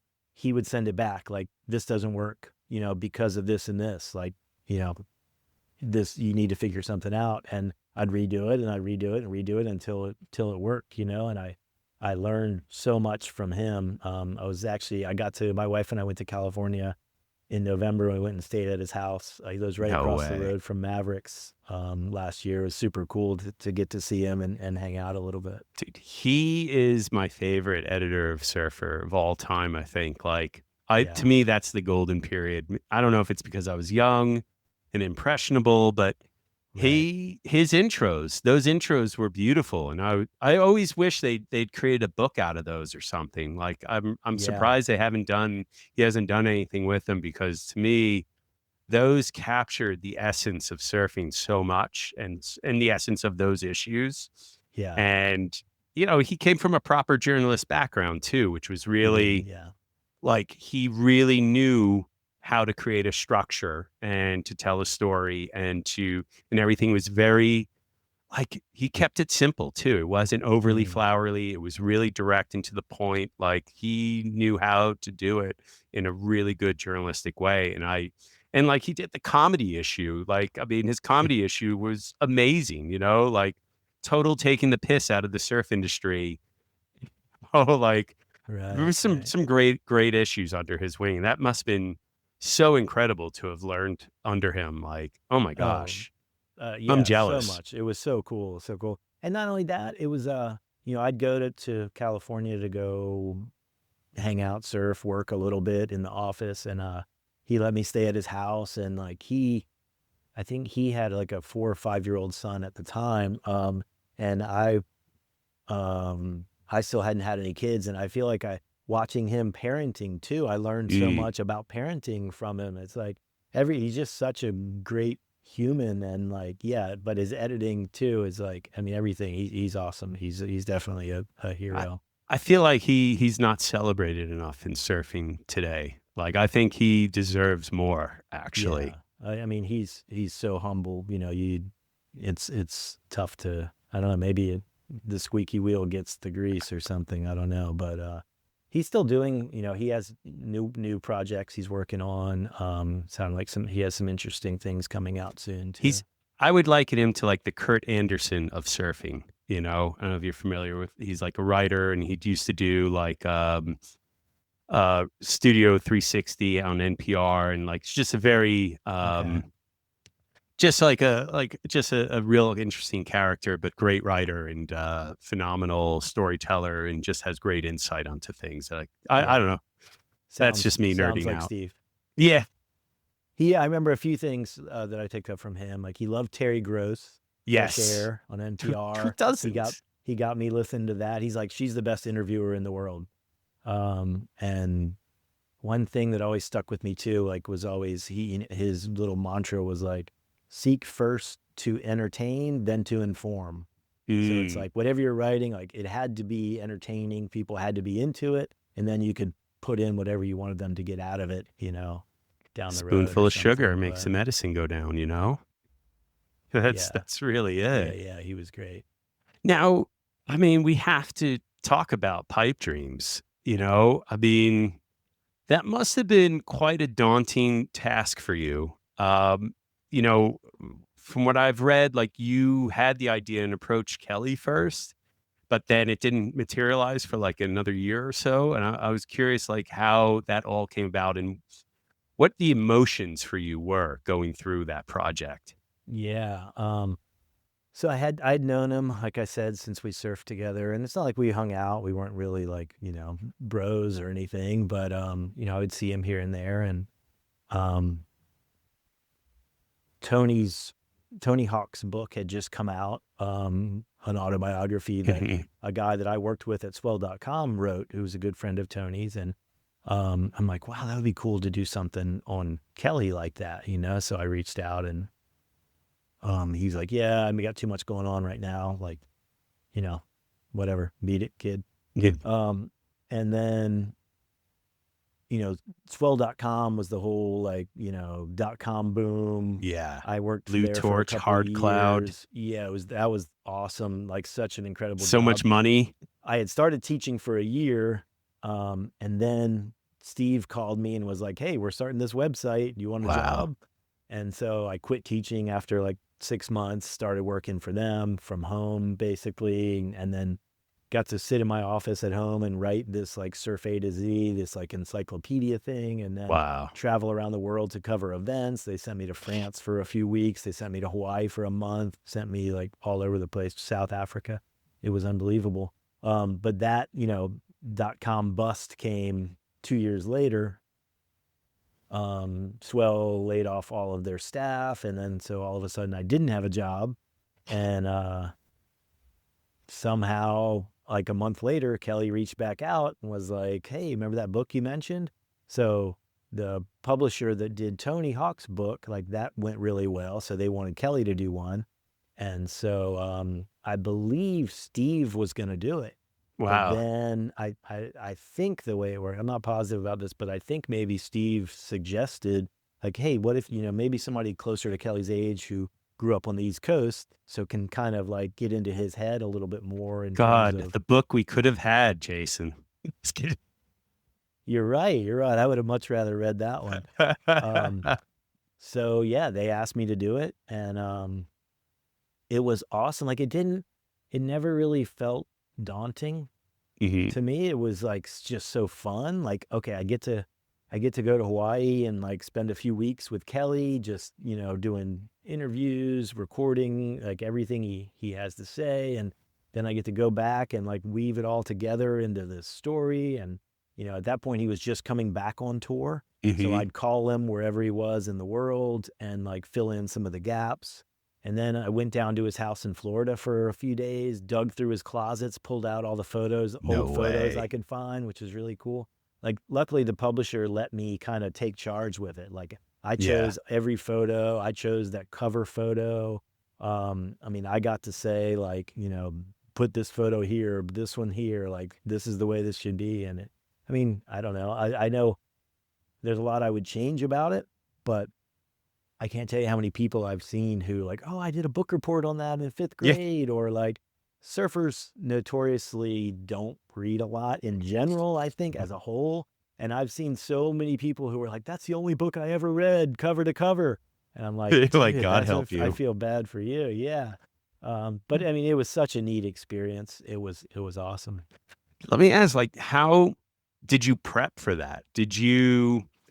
Like, did you have a structure going into it? Did you lay out, like, storyboard it beforehand, or was it more just like interview and then compile it after? And then how many of the people around Kelly were you able to talk to, and how were you able to get access to everyone?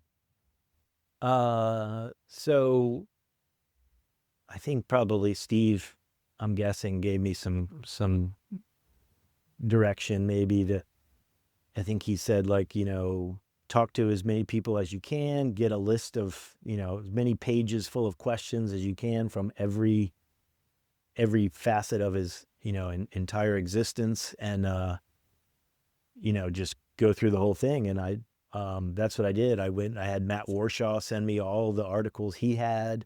He Yeah. faxed them, I think, or that. No, I think he used to fax me stuff all the time for that Surf A to Z. But for that, he just sent me a whole packet, like with every article ever written on Kelly. And so just reading all that stuff and just writing a list. And basically, Yeah. like, I had pages and pages and pages, just like each, like, one line about, like, ask Kelly about the time he, did this at Pipeline, or, the time in high school when this happened or whatever. And we just went through, we sat down for weeks, and I had this little recorder thing, these little mini discs that he got, Yep. this recorder in Japan, I think. And he gave it to me to use for that. I still have all the discs, I think. No way. Yeah. You should make an audio podcast out of that. Like, holy Yeah. crap, I mean, man. it's like, I don't know, 40 hours or something Send it to me. I'll discs edit that. probably, but yeah. That's amazing. So I just took all that, brought it back home, and just, I didn't have anything to transcribe it with. So, and it's probably good that I didn't, because I kind of did a lot of work as I was transcribing it, and just, kind of went at it and just figured it out as I went along, kind of. Did you get to talk to his father, Botch? Oh, yeah, that was the other part of that question I forgot to get into, with all the people that I spoke to. Yeah. So coincidentally, that year, his dad was really sick with cancer, and he went to Hawaii to watch the Pipe Masters that year. And it was really cool. So I got to hang out a little bit with them, and it was the first pro contest. Like, since Kelly had turned pro, he had never been to a contest. And Kelly was 30, 31 or something at that point. He'd already won 6 world titles. His dad had never been to one of his pro contests. Wow. So, to be there for that was really cool. His dad, like, was so emotional that he couldn't even, like, he had to go hide, basically. Like, he couldn't even, like, be around. It was really wild to be there for all that. But yeah, Kelly got me access to, Jack Johnson, to, basically anyone that I wanted to talk to, he would give me their number. Eddie Vedder. Pam Anderson? I didn't, you know what? Kelly had a girlfriend at the time who was Lisa? not, so I can't remember who it was. Some I girl. can't remember what her name was, but she wasn't too happy about, any of the Pamela press. So Kelly was he talked about it a little bit, but not much. And, he didn't really want to, she didn't want him getting too into that, I think. Did you, like, and what about, like, his daughter and, like, that whole relationship and exploring that? Was that difficult to approach him? Well, I mean, in general, how was Kelly, sorry, I call him Slater, but Kelly, like, in terms of, approaching the more sensitive topics? Like, did you feel like you needed to walk on eggshells, or was he willing to engage? I think the Pamela thing was the only thing he didn't really get into. Like, he was pretty open. Like, I would just go down that list, and I would just say, like, what about this? Like something super short. He would go for 20 minutes about that thing. Wow. And then I might have some follow-ups based on that, or we might just go to the next thing, and it's, that one of the things I would change going back is there's some things I probably would have gone deeper into, but with his daughter, it was kind of like, he kind of went through, how that happened, I guess, and then like their relationship a little bit, but not real deep into it. I didn't know what I was doing, so there's a lot of things that could have been better, I think, with it. Do you think, like, did he feel like seemed like he was super self-aware? Like, it seemed like there was an awareness of himself, his habits, his kind of his flaws, and as well as his strengths. Like, do you get a sense like he was very conscious of that and how the world sees him?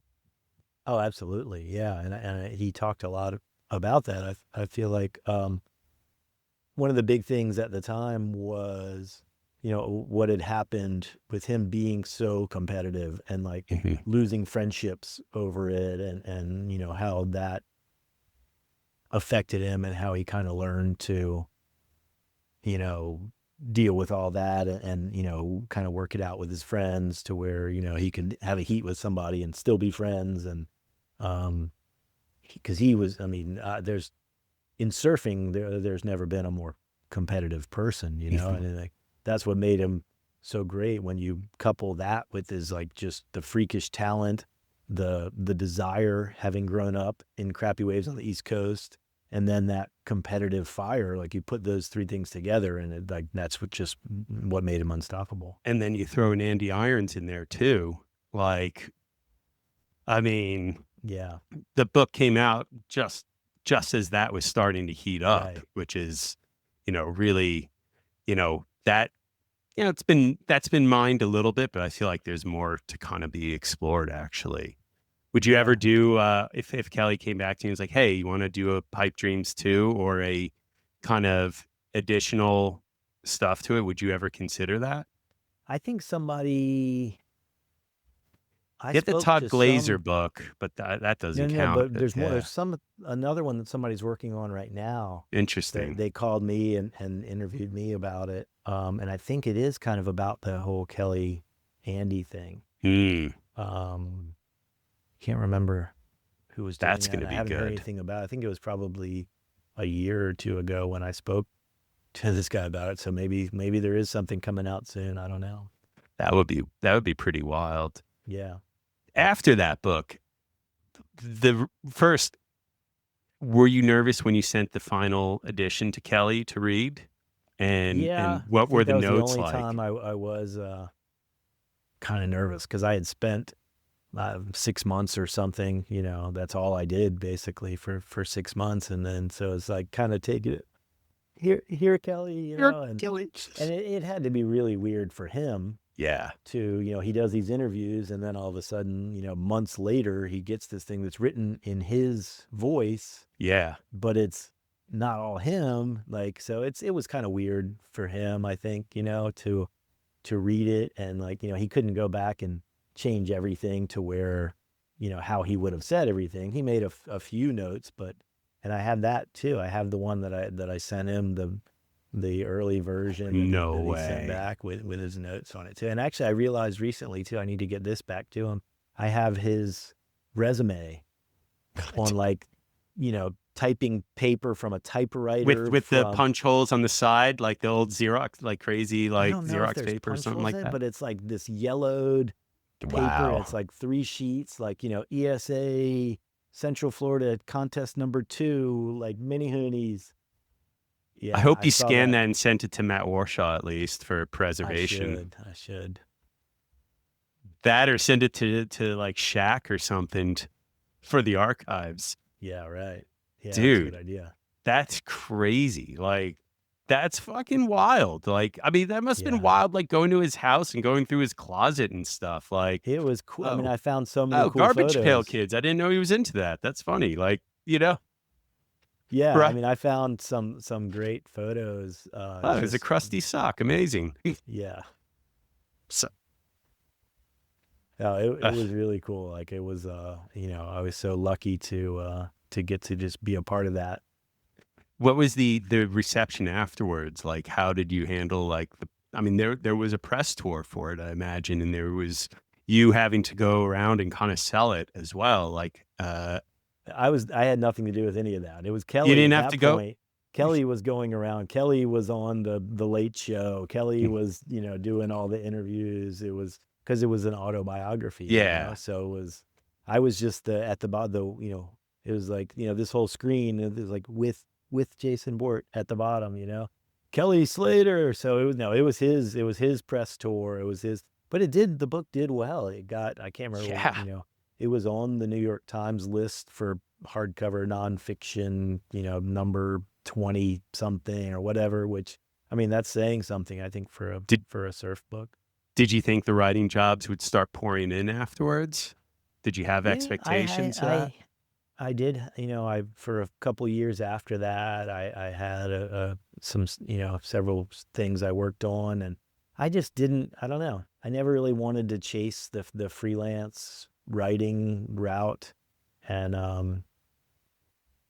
don't know. I just didn't, It doesn't wasn't my sound, I thing. mean, it would be a really tough landscape, like, the 2000s were a pretty good time money-wise in the industry. Like, you could have done it, but that Yeah. crashed hard. And it's like, Yeah.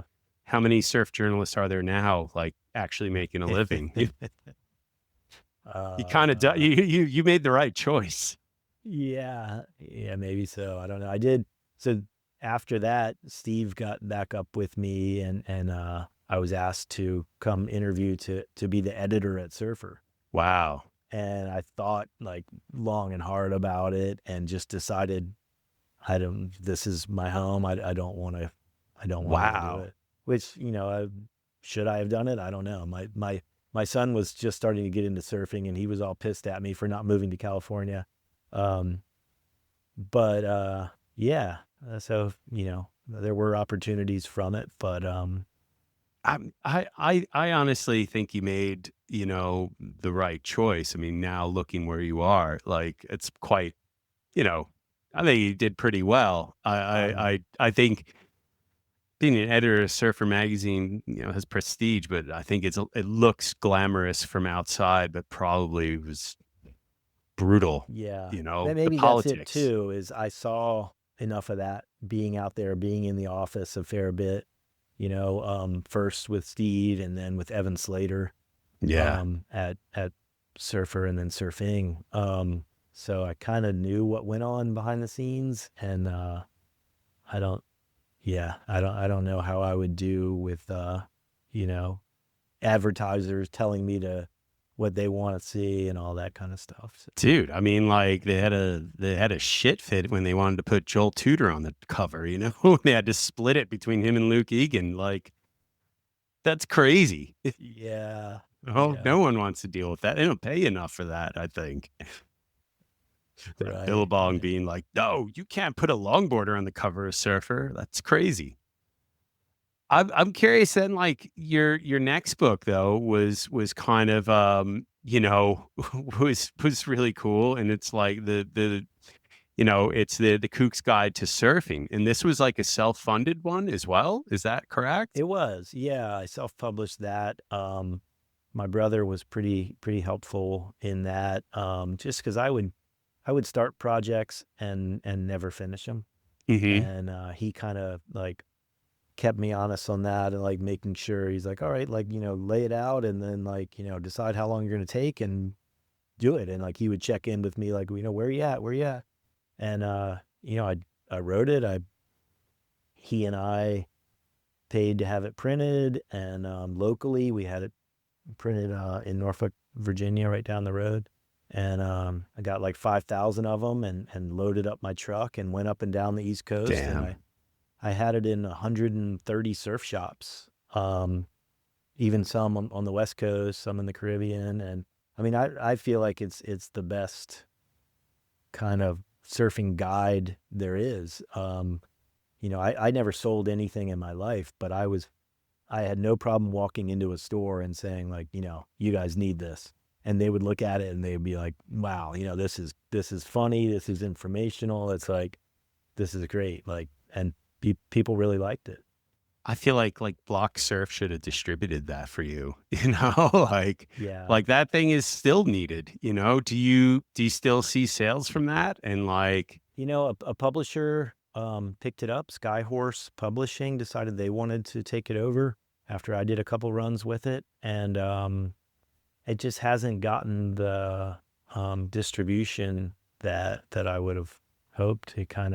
I sold more of them out of my truck than it has sold in the probably 10 years since I let it go. it's crazy because I think like we've had such an explosion of surfers, and Yeah. I feel like something like that is perfect. Probably just have to do a bunch of TikToks from it, I think, Yeah. The Or I don't know. you just have it on sale all the time at the Atlantic Park, Well, they are getting it. They're getting it in there. They just ordered it. So That's so perfect. yeah. Then last year you did Virginia's for surfers, and I keep wanting to say for lovers. Like it's just so ingrained in me. The advertising, it's so good, Yeah. I guess. And I'm curious, like how that came about, and what was that experience making that book, mining your hometown and your culture? Yeah. I feel like everything from the age of 12 up until last year went into that. Like that book, which I just got a couple of copies. Hold on a second. Yeah, he's running to get it, folks.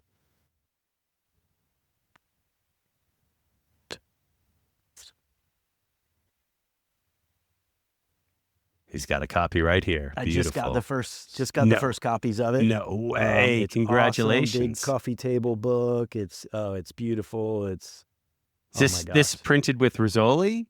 No, who I did this? self-published it. Wow, it's beautiful. Oh my gosh, it came out Holy great. shit! It's I think it may have if that storm didn't affect it, it was supposed to land in New York today, I think, and then Really? be on a truck and make its way down here. Damn, Um, man. Got to sell that up in the Pilgrim Shop in Brooklyn. We got to get a copy of yeah, those there yeah, for yeah. sure. I'll send you one for sure when I get the rest of them. But so I quit teaching at the Mhm. end of 2024, not knowing really that I had a job at the surf park, Mhm. not really knowing what I was going to do, but knowing that I'm not teaching economics. Um, And then I had my surf camp that I've done for ages, and I'm like, I have a driving school that I started. No way. So I had, Yet you drive an electric bike. yeah.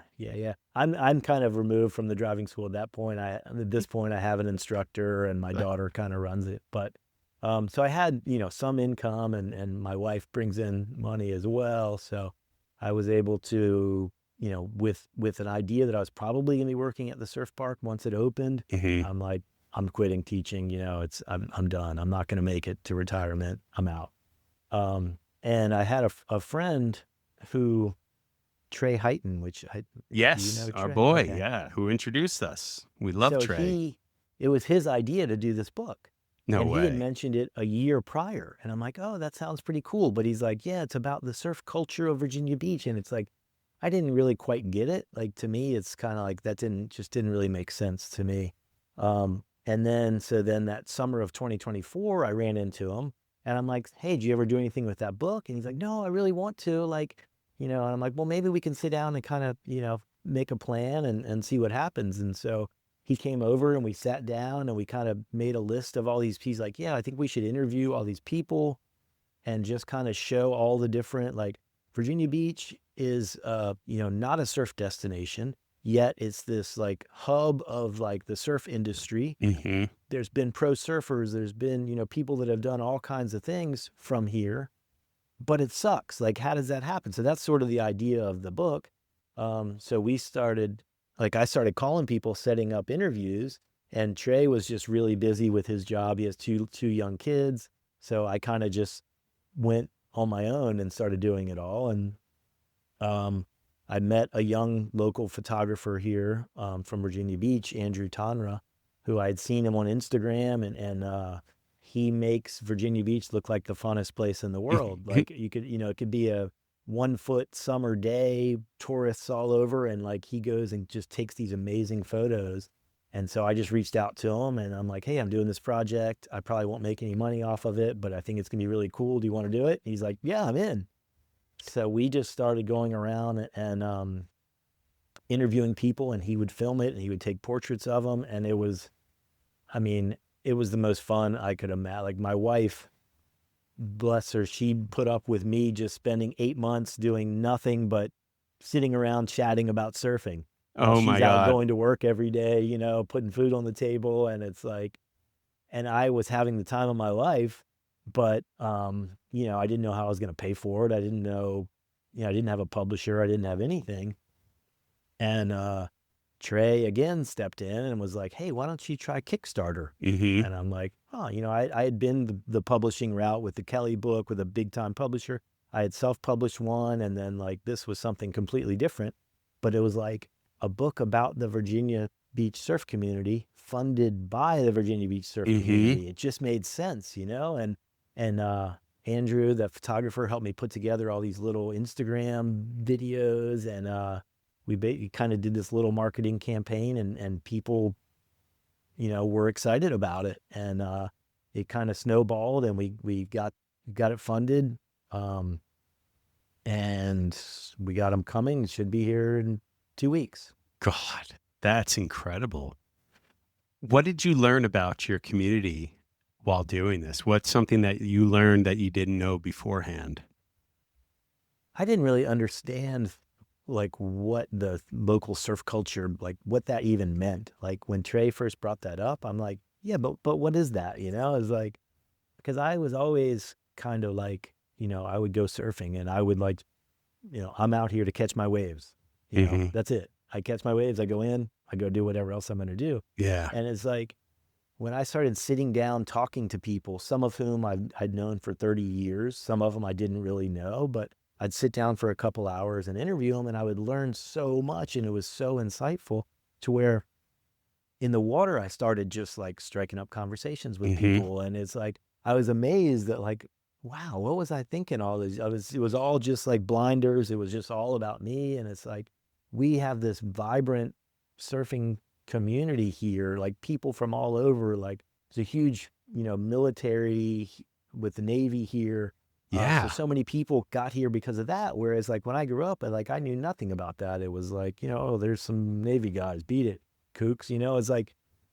And then you find out Roger Erickson came from there, and we spent time there, so many people, it's unbelievable to see like what this, like, we've all kind of been through all the same stuff, dealing with the cold, dealing with the flatness, dealing with the cops chasing us, dealing with the lifeguards yelling at us, and like all these things together. Yet we've had all these people go and like make surfing their life and do all these amazing things. And that if I had sat down to write a book about Virginia Beach surfing, I would have tried to do like a history or something. I would have gotten halfway through and just, this sucks. And that would have been the end of it. Like, whereas this, I could not wait. I was sitting right here at my dining room table every day. Like after interviews, I would just be sitting here working till late in the night, first thing in the morning. Like, it's like I couldn't wait to do it. I loved every single bit of it. My son, Grady, he lives in California now, the one who wanted me to move to California. He fulfilled the does prophecy. Graphic design and other stuff, and he did the layout. And so to get to work with my son on this basically it's like a group project for school. Yeah. With Trey and full with circle Andrew right here. and with my son. And it's like to now like actually see it and how well it came out. It's like I can't believe how cool it is. Have you gotten the attention of like the tourism board now and like the local government and all that to help to get behind it? We tried a little bit with like the city of Virginia Beach. They said we don't really do that stuff.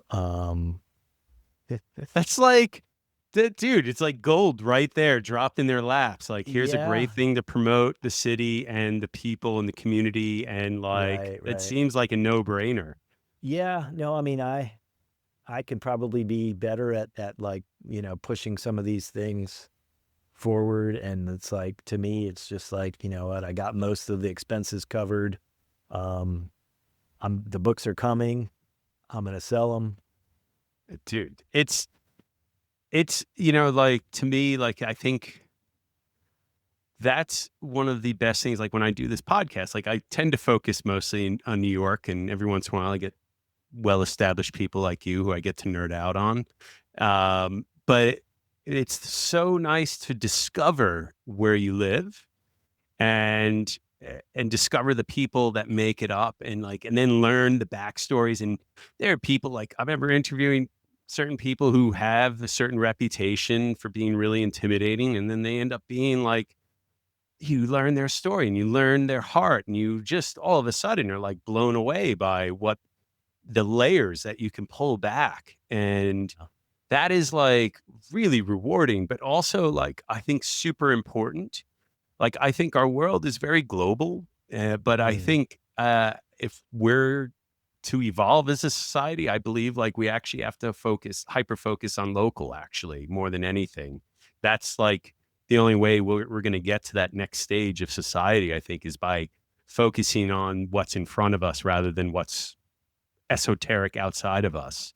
And I think things like this are the most important thing, actually, for communities. And it's also a great way to get to know everyone. And like that, like I imagine now, like if you do go back and surf in the ocean, like you'll get to know, all the people, and it becomes less dehumanizing, and all the people get to read about it too. And they'll go out in the lineup and they're gonna be like, oh, there's so-and-so and there's this person. And, Yeah. that's going to break down some of those walls that you have in the lineup, that kind of attitude, which I think is a great way to control crowd. Actually, it's a better way when everyone knows each other and can communicate with each other. Then you can talk and be like, I'm got this wave. And there's no like harshness to it then.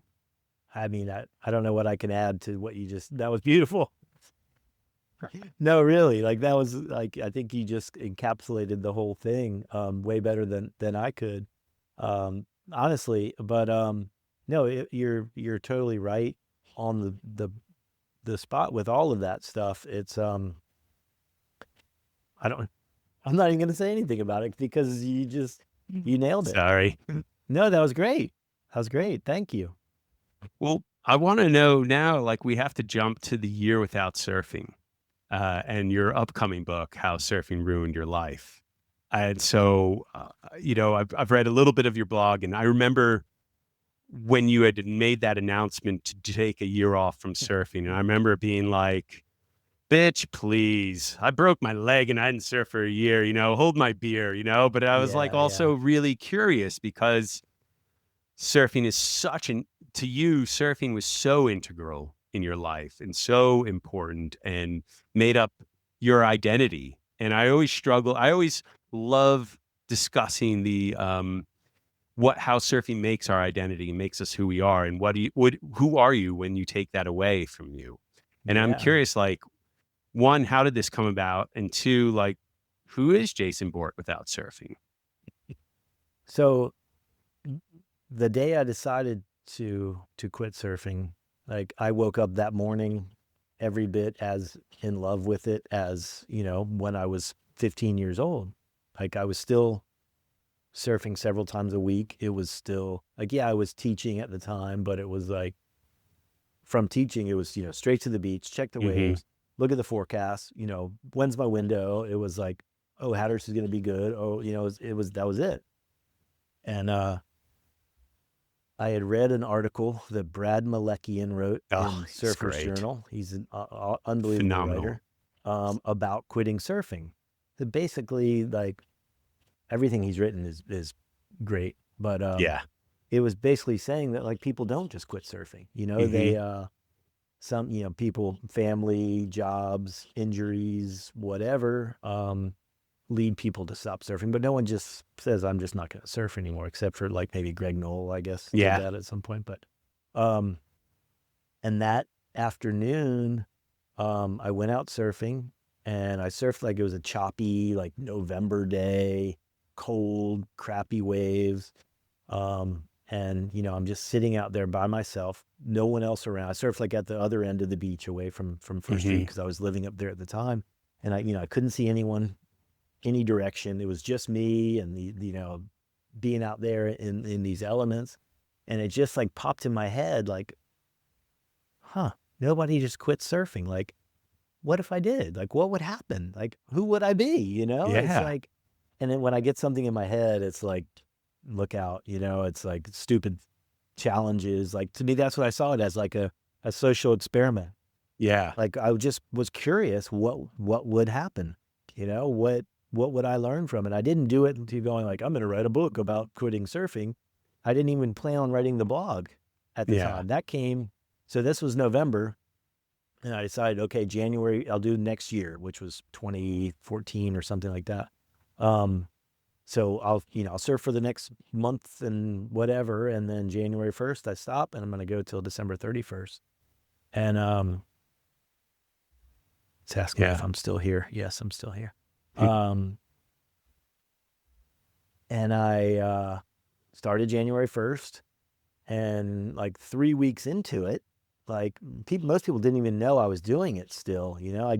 There'd be waves, and I'd get calls from my friends like, hey, you going surfing? I'm like, no, I quit. And they'd be like, oh yeah, whatever. Sure.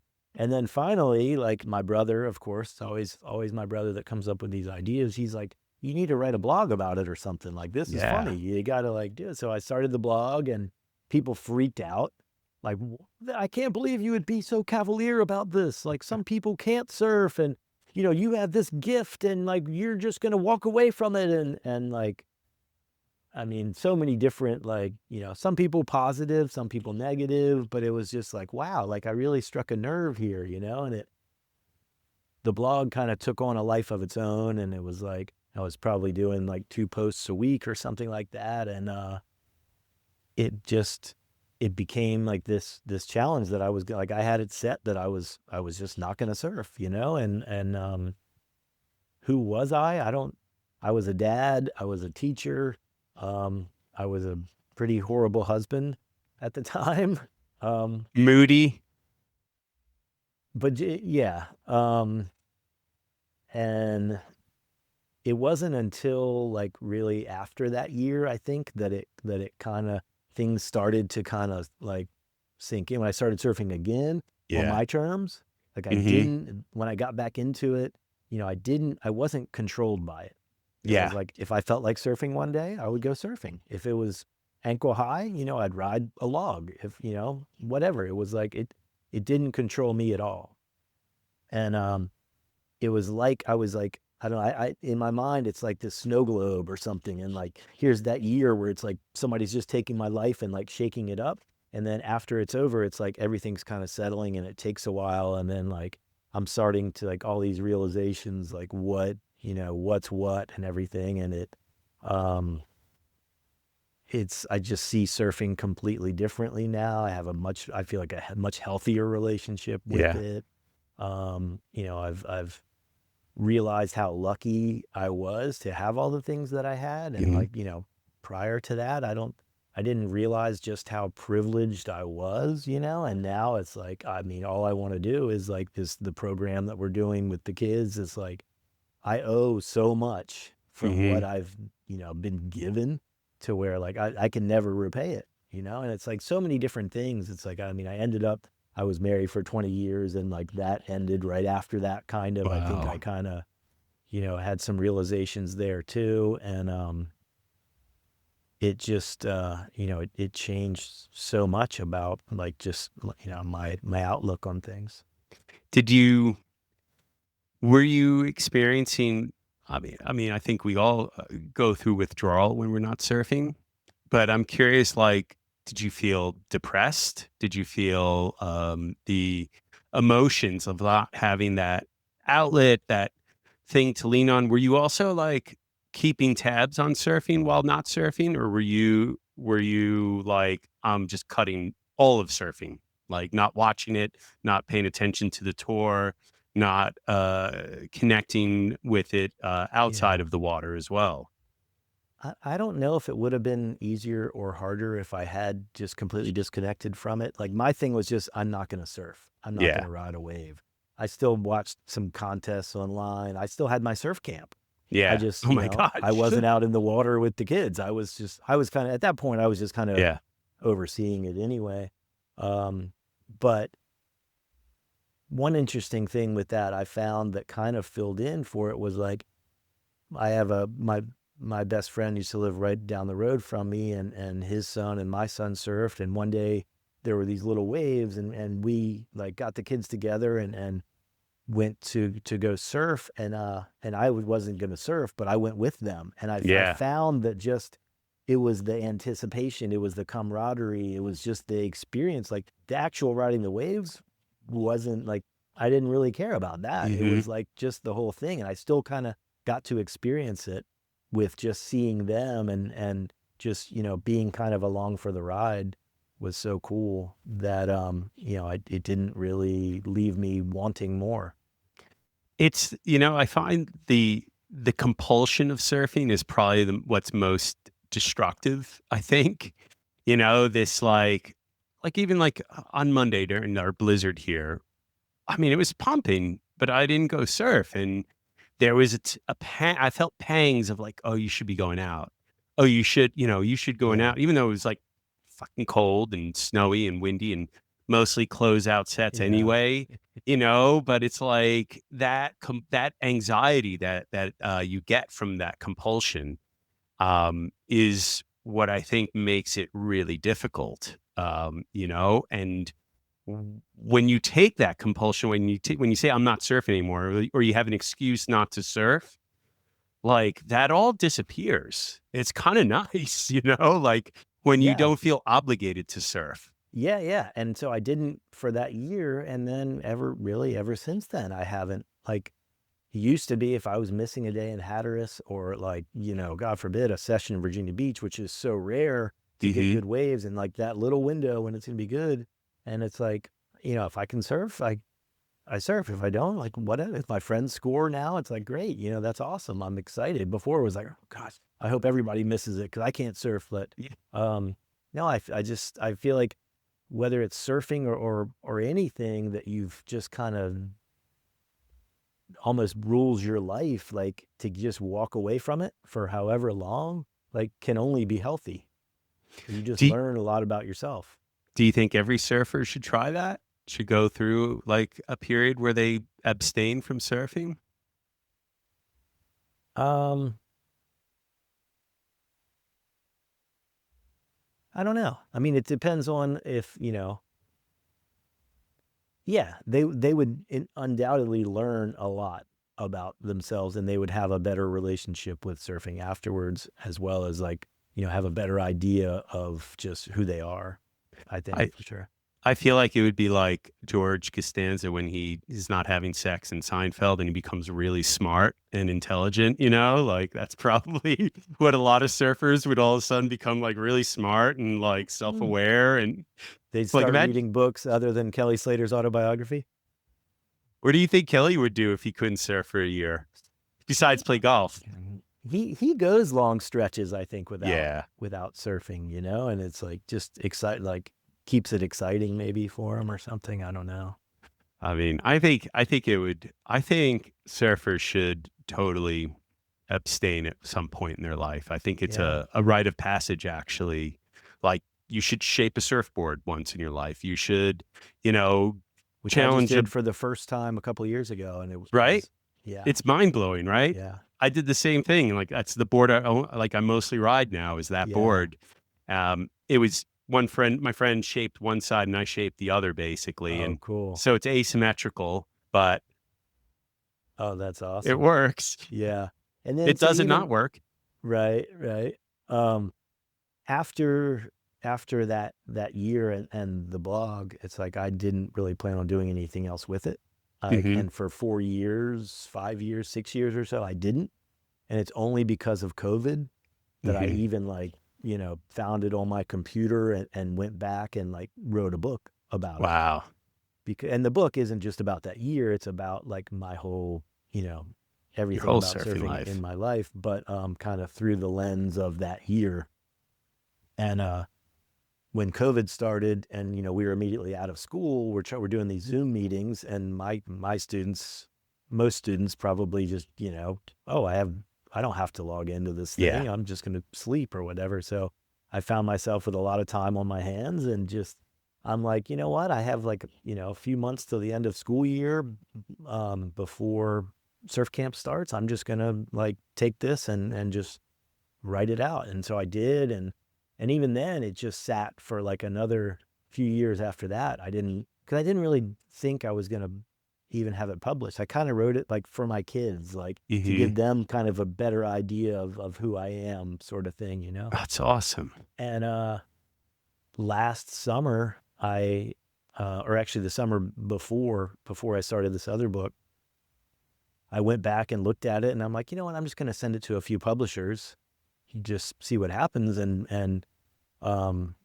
D'Angelo Books Ah, out nice. of California, like they dug it, and they're like, yeah, let's do it. So it wasn't, it's I let a few people read it, and they're like, oh, this is really cool. It's like I had one guy tell me like, I think every surfer should read this book, and like things like that made me just go like, okay, like whatever, I'll send it out and see what happens. And it wasn't meant for anyone else's eyes, other than my kids, but it's out there. It's coming in May.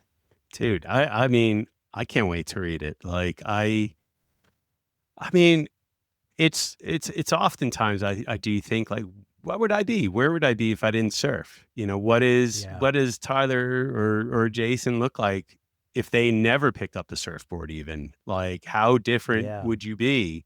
Would you still be the same person? Would you still be like happy go lucky or whatever it is like of your personality? Like, it's really a fun thought exercise for sure. Where would Tyler be?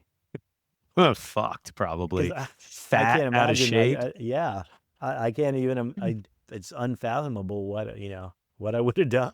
Yeah, it's such a weird thing, but it's like it provides, especially if you grow up surfing, it provides such a bit of like your personality, like especially when you're a teenager and you're trying to figure out who you are, and so many other kids are like goth or social or Yeah, popular or jock or whatever, and like they're looking for the things to fit in, and you have that already built in, and there's a certain sense of confidence I think that a lot of young surfers have that other kids don't because of it. And without that, where do you end up? That's always like a fun and scary thought. yeah. I wouldn't even know where to begin with. I mean, who knows? And I say it's called How Surfing Ruined My Life, but I mean, as Clearly. you can tell, it's tongue in cheek. Yeah, I just thought it was a cool title. So I think it's a great title, and I think it's perfect. Like I really can't wait to dig into it. Like I think it's going to be really fun. awesome, awesome. So I got another question here.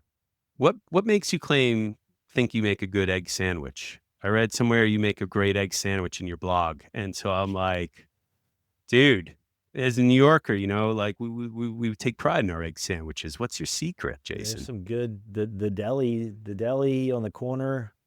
Any corner in New York City is, we don't have that here.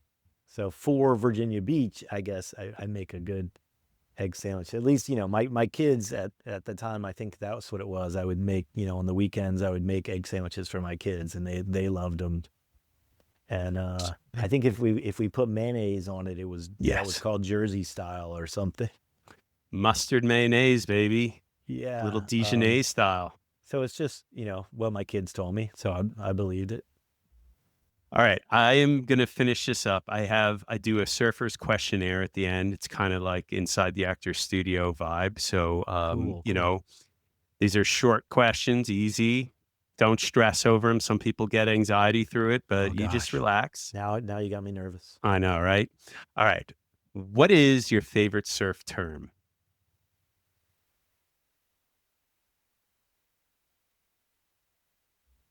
I have no idea. um, can I see a list or Yeah. something? Stoke, Multiple choice crowded, question. My it's favorite pumping, surf term. offshore, low tide, kaimalo'o. S- Hmm. Surfable? Surfable. All I right, I'll don't. take Yeah. that.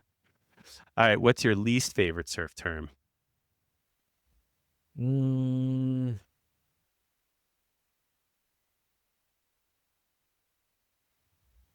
I don't know if there's a term to me, Expression? but no, you know what? For me, like, I have a problem with shakas. All right. Personal issue. We had a moratorium on shakas in the book.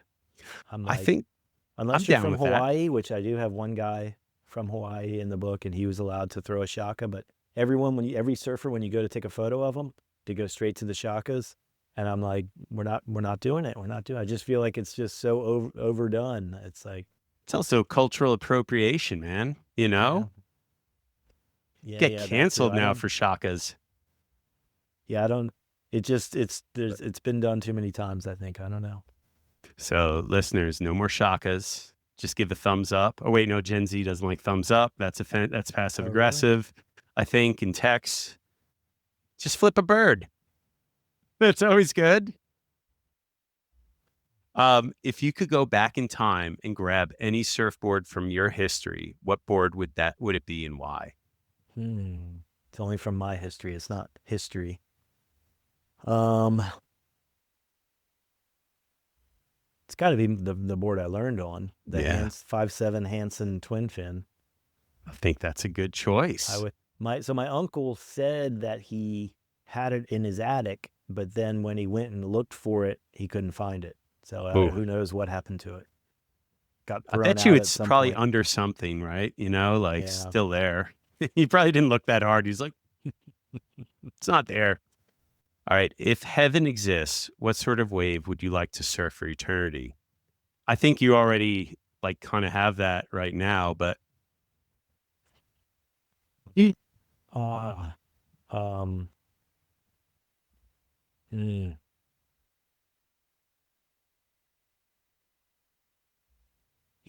I kind of do. Because I was thinking just like a nice little barreling right, and then maybe a couple turns, and I'm like, wait a second, like it's right up the road. I can hop on my bike and be there in 3 minutes. Dude, I love it. I mean, can't wait for the retirement resorts opening with wave pools, right? Like, yeah. When are you coming senior down citizen? to surf it? I would love to when it gets a little warmer, and because I've already done the Wavegarden in a 5 mil, and fresh water with the 5 mil boots and gloves is exhausting. Yeah.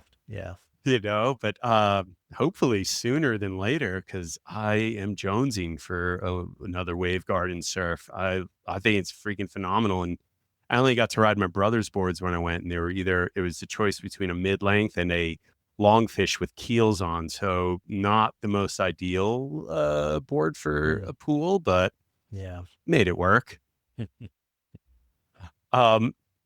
Jason, I can't thank you enough. Like, I've taken up so much of your time, and I really appreciate it. Like, thank you for letting me indulge in so much, so many questions. I've been a big fan of yours for a long time, so I'm just really stoked to get to talk to you. Where can our listeners find you if they want to find the books or book a lesson at the Atlantic Surf Park, or just follow your work? Yeah. First of all, thank you so much. It's been a great conversation. You do a great job of just making it a conversation, and kept me at ease. It wasn't until you asked me those questions at the end, I wasn't too nervous or anything. Probably just like my Instagram, Borte is probably the easiest way. But I have a website that's getting worked on right now, switching over from my surf camp, because I'm not really going to be doing my surf camp anymore. It's thesurfschool.com. Nice. surfschool.com. You can order the books through that. Awesome. Listeners, go check it out, thesurfschool.com. Go, if you are going to go to Virginia Beach, go stop by the Atlantic Park and book a session, and ask to say hi to Jason. And of course, go obviously pick up the Virginia's for Surfers book too. It's a great coffee table book, great for gifts. And and then when How Surfing Ruined My Life comes out, we'll do a post on it, of course, but everyone should go read that, I think, because I think it's important. I think surfers should learn what it's like not to surf sometimes, and I think it's a healthy thing. So I'm really excited to read it. And and thank you all for listening. Jason, again, thank you so much. And listeners, we'll check you on down the line. I appreciate it. It's been fun. Cheers. Chacos. And then Kathy showed up and we hung out.